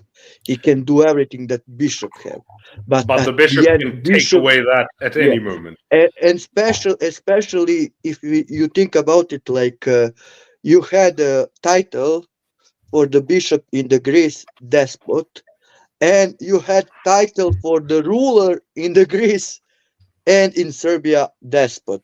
So that shows how much they made it the same, and we know how much bishop have power in the church. That's what Vladika means. That's why you say "bless, O master" when you have a hierarchy. Vladika, like rule. Yeah. It means ruler, he who has dominion over the place. Well, I was going to add a couple of things. One is that Chris was asking what makes a monarch a monarch. I think what makes a monarch is let's say the anointing by the priestly class. So the monarch is fundamentally a religious figure as well. Like even if they don't have a Even specific, liturgically speaking. Yeah, I No, was no, I was taking it like he further could go back. to altar. He had like priestly roles, Yeah, he had like emperor. the throne in front of the altar is where the king or emperor would sit. The bishop would actually sit in a throne on a throne in the altar. But once monarchy fell apart, the bishop moved in front because now you're conquered. So he sort of both. See, with my thing talking about the age of monarchy, I'm more broader to it essentially boils down to kind of a situation of inheritance. But if you look further back, as in no, the chief of a tribe would have been the monarch, essentially the leader. So it would pretty much go back down to as far away or as much into the past as you would like to go. That no, system of monarchy with the entitlement of inheritance and then the marriage to seal, and then that's where all of the smaller lords and all of this would have come from. no. The reason is that not all monarchy is hereditary, and like you can even go to the Bible. Like for example, King David, he's anointed while King Saul is.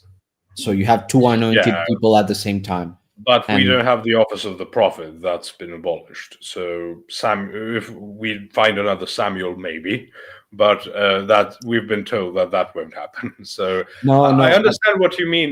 Monarchies change even by revolution, and we shouldn't say, "Oh, therefore God isn't involved." That's a separate thing. But in any case, I will be closing off now. It's 2 a.m. here, so we're, as I said, where Ivan is, it might be 1 no, it's a.m. two. I win. I Oh, win. goodness. What are the It's British doing then? It's 3. 3.